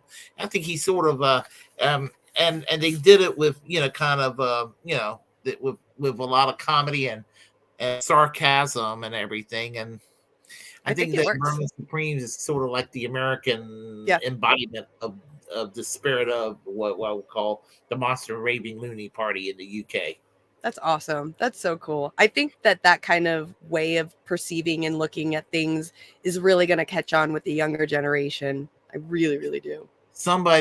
I interviewed Santa Claus from, you remember Santa Claus from Alaska?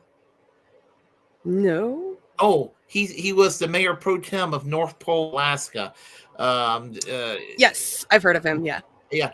I did an interview with him, but he wanted to do it on Zoom, and the Zoom bit I forgot to. I did a screw up with the Zoom, so the interview never took place. But at some point, I'm going to interview him again, I guess. But get a hold of me for that, and I'll help you. Oh, okay. And what was I going to say about? Somebody told me somebody's named Santa Claus running for political office. He's like, I would never vote for somebody who's going to make a mockery of the system by legally changing their names to Santa Claus. Oh my gosh. Here we go. War on Christmas. Yeah. No. I mean, it was nothing like that. I mean, this person thinks that voting for a third party is a waste of time, and some of these odd candidates with their weirdness, that you got to keep it by voting for the two-party system. There's just no other way but then otherwise we're making a mockery of the system. I said, good. The system needs to be mocked. It does. It really, really does. We need to hurt these politicians' feelings. Yep, absolutely. I agree. All right, so what do you got going on this week? Let's see what I have going on. I guess I'll be I'm going to start trying to do I should be getting my Saturdays back soon, so sometime in December when I do, I will be off this weekend, but I had to pick up my parents. But I'm going to probably start doing my live stream again pretty soon in December, and I'm going to start trying to interview people again, like on Tuesdays or Thursdays, and of course, our program here on Friday. So it's just been kind of hard to stream on a regular basis lately. Just been having some issues and work and everything like that. I'm just been super tired. No, I get it. Makes sense. Yeah. Makes sense. How about yourself? What do I got this week? I know tomorrow night's secret show is canceled, so we won't be doing tomorrow night's secret show with Warren. Oh no. No, that's all right. I think he has some things to do, which is totally fine. I'm totally down with that. I got my Turncoat Dawn in today, so now I don't have to watch it tomorrow. So I'm good. Other than that, just go check out my Twitch channel, Scarlet Sativa. I'll probably be gaming. That's what I've been doing all week. So more gaming. And then we'll be back next week as well. All right. Well, let's make the announcements about this channel here, Braggland. I stream it from the YouTube and my Twitter channel and your Twitter channel. But we do have Braggland, folks. Please, if you haven't subscribed to that channel, we're trying to make this channel grow. We're trying to, we got to catch up with RBN and Harlan's Media and Do Dissonance. So do what you can. Go ahead and subscribe to our channel. As you do so, we'll be bigger than the Gray Zone. We love you, Aaron Mateo. Just kidding. All right, you guys, we love you. We will see you guys again next week. Have a great weekend. Peace. Okay.